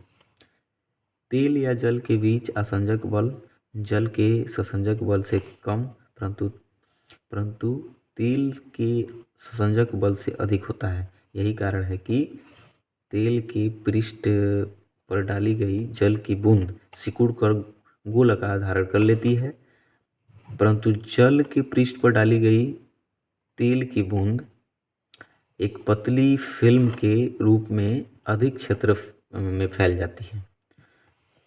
ठीक है, अगला है केशिकत्व, कैपिलरिटी, केशिकत्व। कांच की बहुत कम त्रिज्या, ये तो ससंजक बल असंजक बल बहुत बार आदमी पहले से ही पढ़ा है, तो इसमें ज़्यादा डिस्कस करने की ज़रूरत नहीं आती है। और पृष्ठ तनाव वगैरह आप बहुत पहले से पढ़ते आ रहे हैं। ठीक है, तो वही बात है। एक जो नीचे वाला ये स्टार वाला जो पॉइंट है, ये थोड़ा सा इम्पोर्टेंट है कि तेल अथवा जल के बीच आसंजक बल जल के ससंजक बल से कम है ना, परंतु तेल के ससंजक बल से अधिक होता है। माने जल के ससंजक बल से तेल तथा जल के बीच आसंजक बल जो होता है जल के ससंजक बल से कम, लेकिन तेल के ससंजक बल से ज़्यादा होता है। यही कारण है कि तेल के पृष्ठ पर डाली गई जल की जो बूंद है सिकुड़कर गोलाकार धारण कर लेती है। माने ये लाइन इंपॉर्टेंट है क्योंकि इससे क्वेश्चन बन जाने की संभावना है। क्योंकि ससंजक बल असंजक बल किसके किसके कब बीच क्या होता है, ये क्वेश्चन का मोटो है, कभी पूछा जा सकता है। तो अगला है कैपिलरिटी यानी केशिकत्व। कांच की बहुत कम त्रिज्या की दोनों ओर खुली नली को है ना केश नली या केशिका नली कहते हैं। केश नली में किसी द्रव के ऊपर चढ़ने अथवा नीचे उतरने की घटना को केशिकत्व कहते हैं। किसी द्रव के केश नली में ऊपर चढ़ने अथवा नीचे गिरने का कारण जो होता है द्रव का पृष्ठ तनाव होता है। पृष्ठ तनाव के कारण ऊपर चढ़ता है और नीचे जो है उतरता है। तो ऐसे द्रव जो कांच को भिगोते हैं वे कांच की केश नली में ऊपर चढ़ते हैं, जबकि जो द्रव कांच को नहीं भिगोते वे केश नली में नीचे उतर आते हैं।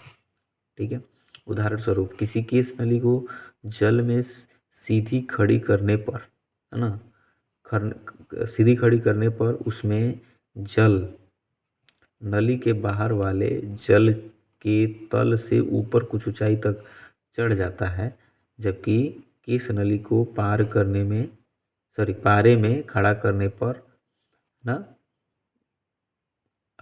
पारे में खड़ा करने पर नली के भीतर पारे का तल बाहरी तल की अपेक्षा नीचे उतर जाता है। ठीक है, अब ये बोल रहा है केशिकत्व के उदाहरण। जल का पौधे के तानों में बनी असंख्य केश नलियाँ चढ़कर टहनियों तक पहुंच जाती हैं।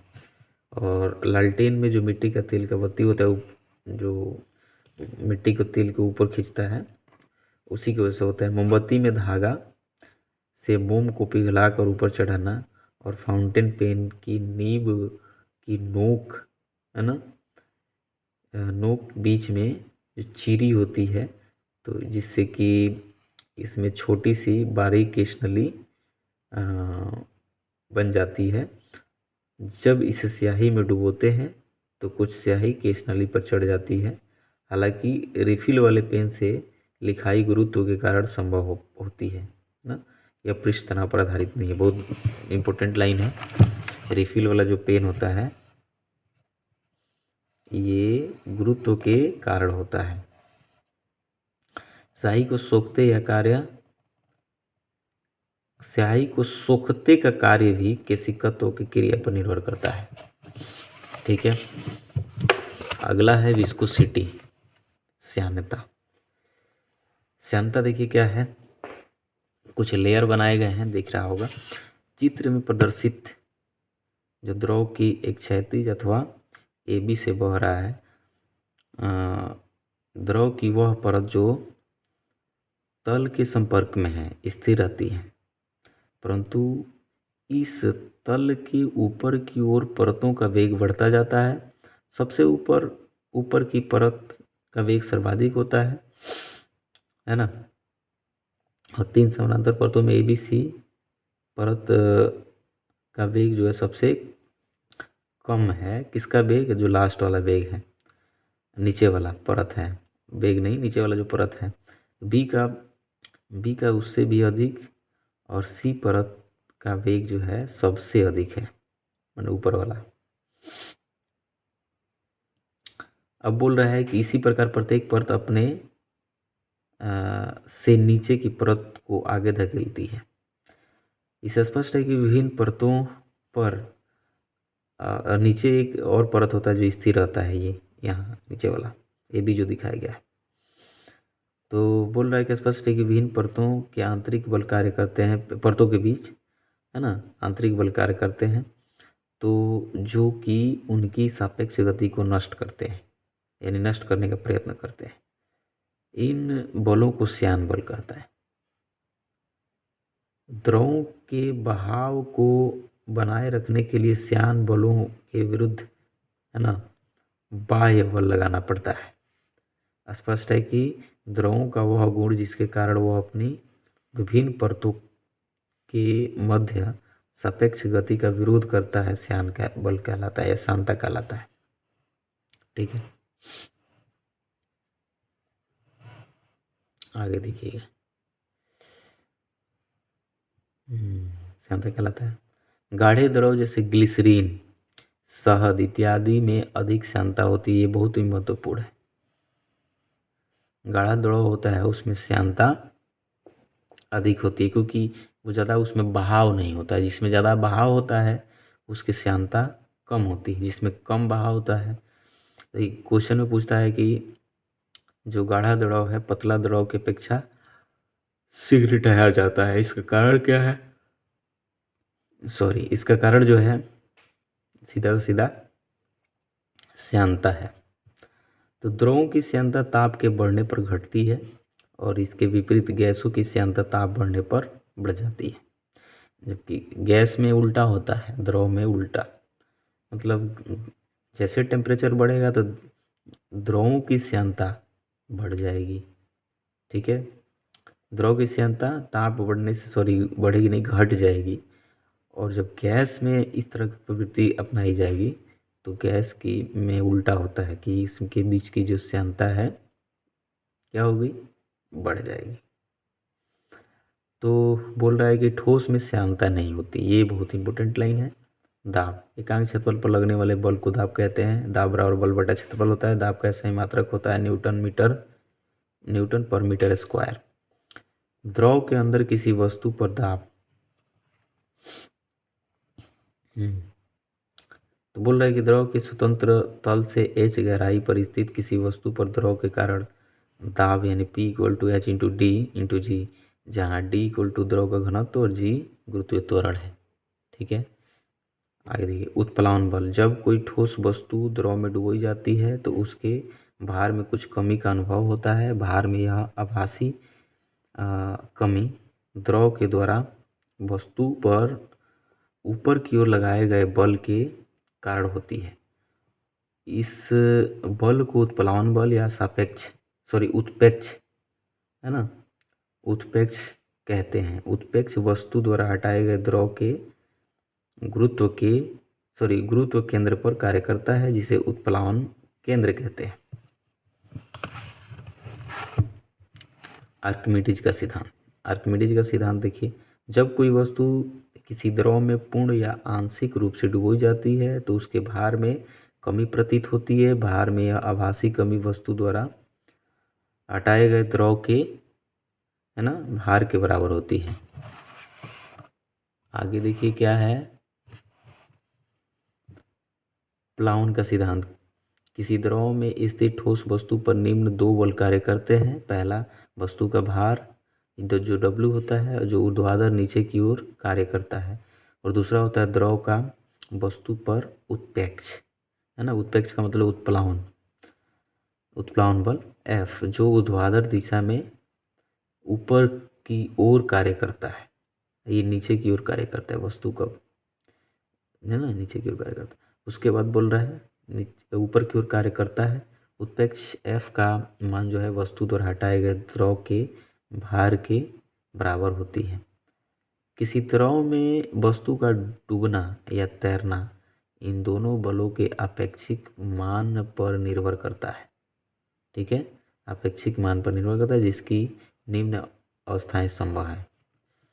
पहला जो है, यदि W ग्रेटर देन मतलब भार जो है बड़ा हो किससे, जो उत्प्लावन बल है उससे, तो इस दशा में जो परिणामी बल होता है वो दोनों का अंतर होता है और ये नीचे की ओर कार्य करेगा, अतः वस्तु द्रव में डूब जाएगी।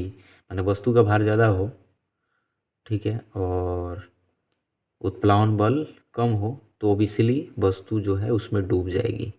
जब इक्वल हो दोनों, है ना, तो तैरेगी। लेकिन जब उत्प्लावन बल ज़्यादा हो, इस दिशा में स्वतंत्र छोड़ देने पर ऊपर की ओर उठने लगेगी वस्तु।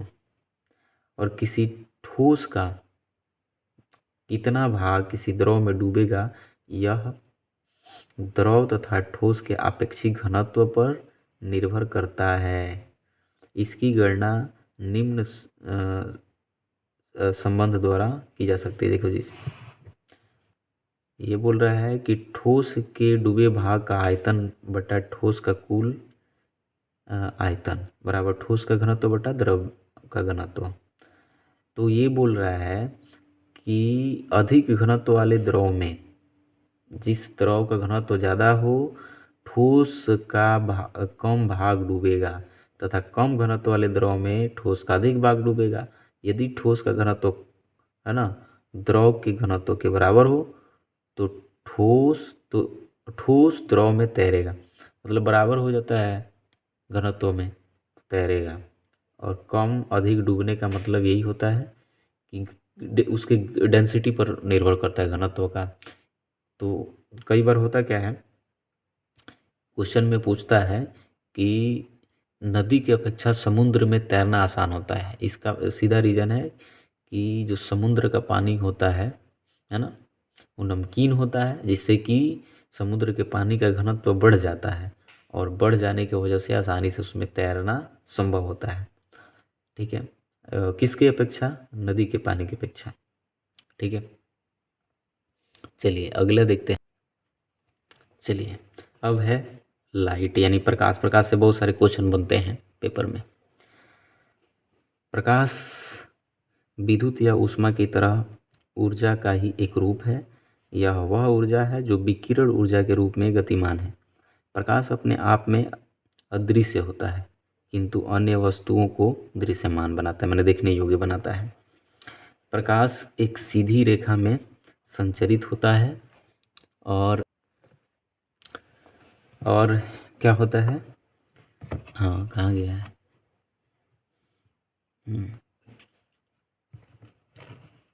प्रकाश एक सीधी रेखा में संचरित होता है। प्रकाश तरंगों में निर्वात से होकर गुजर सकती, किंतु ध्वनि तरंगें ऐसा नहीं कर पाती। ठीक है, ध्वनि को गुजरने के लिए क्या चाहिए, पार्टिकल चाहिए। बिना पार्टिकल के वो निर्वात से होकर जाएगी ही नहीं। प्रकाश की द्वैत प्रकृति। प्रकाश में प्रकाश द्वैत प्रकृति वाला होता है, तरंग प्रकृति और कण प्रकृति। स्पष्ट है कि प्रकाश दोहरी विशेषता रखता है। कभी कभी यह कणों के रूप में और कभी कभी तरंगों के रूप में व्यवहार करता है। प्रकाश तरंगें अनुप्रस्थ तरंगें होती हैं जबकि ध्वनि तरंगें अनुदैर्ध्य तरंगें होती हैं। तो बहुत बार पेपर में पूछा भी गया है और इसको याद करने का अच्छा तरीका ये है कि प्रकाश जो होता है अनुप्रस्थ, प्र आ रहा है, र आ रहा है इसमें तो प्रकाश, और ध्वनि अनुदैर्ध्य ध आ रहा है इसमें तो ध्वनि। तो प्रकाश एक अनुप्रस्थ तरंगे हैं और ध्वनि जो है अनुदैर्ध्य तरंगे। आइए जानते हैं आगे क्या कह रहा है। विभिन्न माध्यमों में प्रकाश की चाल जो है, निर्वात में प्रकाश की चाल 3 × 10⁸ मीटर प्रति सेकेंड, जल में 2.25 × 10⁸ मीटर, कांच में 2 × 8 और हीरा में 1.24 × 10⁸।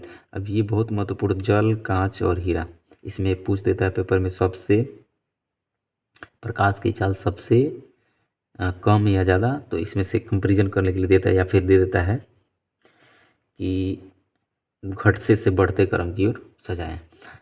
अब आगे कह रहा है कि स्पष्ट है कि विभिन्न माध्यमों में प्रकाश की चाल विभिन्न होती है।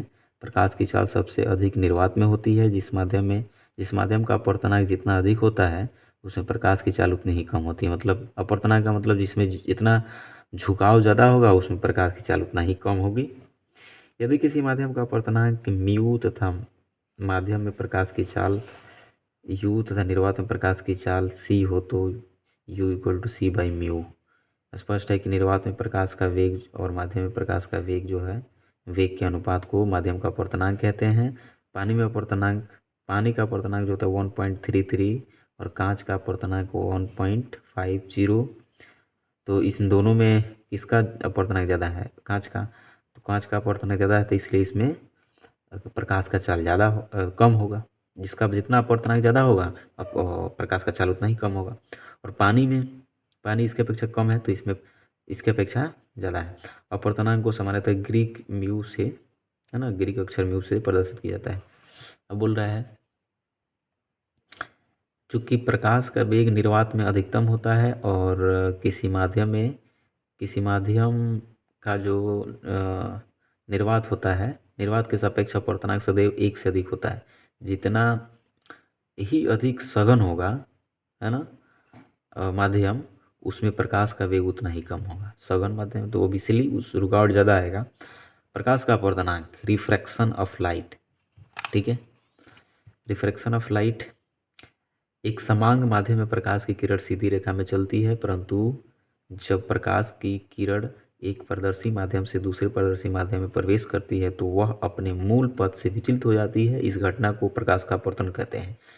ठीक है, मतलब सीधी रेखा में जा रही है प्रकाश की चाल और किसी पॉइंट से टकरा के मुड़ गई, है ना, तो उसको प्रकाश का अपवर्तन कहते हैं। और जितना झुकती है वो विरल, मतलब जितना ही झुकेगी वो क्या होता है, सघन माध्यम। और अगर आके जिस माध्यम से एंटर कर रही है किसी ऑब्जेक्ट में, तो जिस माध्यम से आ रही है वो विरल माध्यम। तो फिगर में दिखाया भी गया है, ये आ रहा है ना, आ रहा है। तो ये दिखाया गया है पूरा का पूरा कैसे कैसे, है ना, अब लंब की ओर झुक रहा है। ये आपतित किरण है और ये अभिलंब है, यहाँ से देख ये सघन माध्यम विरल माध्यम कैसे झुक रहा है। तो आपतित किरण दो माध्यम के तलों के पृथक करने वाले तल को जिस बिंदु पर स्पर्श करती है उसे आपतन बिंदु कहते हैं। आपतन बिंदु पर खींचा गया लंब अभिलंब कहलाता है। आपतित किरण तथा अभिलंब के बीच बने कोण को आपतन कोण और अपवर्तित किरण और अभिलंब के बीच बने कोण को अपवर्तन कोण कहते हैं। ठीक है, अब यहाँ देख सकते हैं, अब जैसे निकलेगा ना सघन माध्यम से, फिर इसका जो है जो झुकाव है वो बाहर की ओर होगा अधिकतम, और ये जब घुसता है किसी माध्यम में तो अंदर की ओर झुकाव होता है ज़्यादा। अब ये बोल रहा है कि प्रयोग द्वारा यह देखा गया है कि जब कोई प्रकाश की किरण विरल माध्यम से सघन माध्यम में प्रवेश करती है तो यह विलंब की ओर झुक जाती है, परंतु जब प्रकाश की किरण सघन माध्यम से विरल माध्यम में प्रवेश करती है तो यह विलंब से दूर हट जाती है। अपवर्तन की क्रिया में प्रकाश की चाल, तरंगदैर्घ्य तथा तीव्रता बदल जाती है। ठीक है, तो जबकि प्रकाश की आवृत्ति वही रहती है, आवृत्ति नहीं बदलती है। बहुत महत्वपूर्ण पॉइंट है, कई बार क्वेश्चन में पूछा गया है कि अपवर्तन की क्रिया में प्रकाश की चाल, तरंगदैर्घ्य और तीव्रता, तरंगदैर्घ्य भी बदलेगा क्योंकि प्रकाश का जब चाल बदलेगा और तीव्रता बदलेगी तो तरंगदैर्घ्य तो ऑब्वियसली बदलेगा। चाल तो बदलेगा ही बदलेगा, तो तीव्रता तो बदलेगी, लेकिन आवृत्ति नहीं बदलती है। अपवर्तन की कुछ घटनाएं, यदि जल में डूबी हुई छड़ को बाहर से देखा जाए तो वह छोटी और सतह पर मुड़ी हुई दिखाई पड़ती। तो बहुत बार पानी में अपना हाथ डालते वक्त, है ना, नहाते वक्त हम देखते हैं कि ऐसे करके तो हाथ घुमा हुआ मतलब मुड़ा हुआ दिखाई देता है। पानी से भरे बर्तन में पड़ा एक सिक्का अपने यथार्थ स्थान से उठा हुआ प्रतीत, मतलब ऐसा लगता है कि काफ़ी ऊपर की ओर है, लेकिन ऐसा होता नहीं है एक्चुअली में। ठीक है, अब क्या बोल रहा है कि तारों का टिमटिमाना, तारों का टिमटिमाना ये भी है प्रकाश के अपवर्तन की घटना। प्रिज्म द्वारा अपवर्तन, प्रिज्म एक ऐसा समान पारदर्शी माध्यम होता है जो किसी कोण पर झुके दो समतल पृष्ठों से घिरा होता है। यह सामान्यतः कांच का बना होता है। ठीक है, कांच का। उसके बाद बोल रहे हैं उपयुक्त चित्र में प्रकाश किरण ये भी प्रिज्म के अपवर्तक पृष्ठ पी क्यू पर गिरने के बाद, है ना, गिरने के बाद अभिलंब ई बी एफ की ओर झुकती हुई बीसी दिशा में अपवर्तित हो जाती है। अपवर्तित किरण बीसी पृष्ठ पी आर अभिलंब पर सी जी एफ से दूर हटती है और दूर हटती हुई सीडी दिशा में बाहर वायु की ओर निकल जाती है। वो पीछे वाले फिगर में आप देख चुके हैं। तो इस प्रकार प्रिज्म से ABCD प्रकाश की किरण का मार्ग है, मतलब एक बार दिखाई देते हैं। ये है प्रकाश की किरण कैसे एंटर करती है और यहाँ से जाने के बाद फिर सीधी और फिर इसके बाद ऐसे मुड़ जाती है। ठीक है, तो ये इसका मार्ग है और ये वही चीज़ दिखाया गया है ABCD। और उसके बाद बर्ण विक्षेपण, देखिए बर्ण विक्षेपण क्या होता है कि जब श्वेत प्रकाश, सीधी सीधी बातों में हम बता रहे हैं, ये पूरी घटना को एक ही बार हम समझाने की कोशिश कर रहे हैं। जब श्वेत प्रकाश किसी प्रिज्म से होकर गुजरती है तो 7 रंगों में विभक्त हो जाती है, और 7 रंगों में विभक्त होते जिस पट्टी पर वो प्राप्त होती है, एक पट्टी पर उसको 7 रंगों को प्राप्त करते हैं। तो ये जो 7 रंगों में विभक्त होती है ना, तो विभक्त होने की इस घटना को प्रकाश का वर्ण विक्षेपण कहते हैं। ठीक है, और जिस पट्टी पर इसको प्राप्त करते हैं वो वर्णपट होता है, उसको वर्णपट या वर्णक्रम कहते हैं। ठीक है, तो यही होता है मोटे मोटे तौर पे, पूरा का पूरा यही बात इसमें बताया गया है। अब बात कर लेते हैं इसमें रंग का। तो इसमें जो रंग होता है वो सबसे ऊपर जो होता है लाल होता है और सबसे नीचे बैंगनी, यानी कि सबसे ज़्यादा झुकाव जो होता है बैंगनी रंग का होता है और सबसे कम झुकाव लाल रंग, यानी कि तरंगदैर्घ्य जिसका ज़्यादा होता है, जिस रंग का तरंगदैर्घ्य सबसे अधिक होता है तो उसकी आवृत्ति न्यूनतम होती है। देखिए लाल रंग का तरंगदैर्घ्य सबसे अधिक है तो इसकी आवृत्ति न्यूनतम होगी, और जिस रंग का तरंगदैर्घ्य सबसे कम होगा उसकी आवृत्ति उतना ही ज़्यादा होगी। अब इसी से संबंधित प्रकीर्णन भी होगा। प्रकीर्णन का मतलब होता है किसी पार्टिकल से, प्रकाश किसी पार्टिकल से कण से टकराती है तो छिट अपने मार्ग से भिन्न भिन्न दिशाओं में विचलित हो जाती है, छिटक जाती है, तो वो होता है प्रकीर्णन, है ना। तो प्रकीर्णन जिस रंग का ज़्यादा होता है उस रंग का तरंगदैर्घ्य कम होगा, और जिस रंग का तरंगदैर्घ्य ज़्यादा होगा उस रंग का क्या होगा, प्रकीर्णन कम होगा। तो लाल रंग का प्रकीर्णन सबसे कम होता है और तरंगदैर्घ्य सबसे ज़्यादा होता है। ठीक है, तो ये मोटे मोटे तौर पे पूरी घटना हो गई। अब आगे की हम बात कर लेते हैं। जब कोई प्रकाश किरण किसी सघन माध्यम से विरल माध्यम में जाती है तो एक एक विशेष आपतन कोण के लिए अपवर्तन कोण का मान 90 डिग्री हो जाता है। इसी आपतन कोण को क्रांति कोण कहते हैं। इसका मान दोनों माध्यमों की प्रकृति तथा प्रकाश के रंग पर निर्भर करता है। देखो अब ये अपवर्तन कोण का मान 90 डिग्री होता है, तब जो है क्रांति कोण होता है। अब इधर आप देख सकते हैं कि जब सघन माध्यम, अच्छा ये कांच वायु अंतरापृष्ठ पर दृश्य प्रकाश के लिए क्रांति कोण को लगभग 42 डिग्री माना गया है। जब सघन माध्यम में आपतन कोण का मान क्रांति कोण से थोड़ा सा ही बढ़ाया जाता है तो संपूर्ण आपतित प्रकाश किरण अपवर्तित न होकर परावर्तन के नियमों के अनुसार, है ना,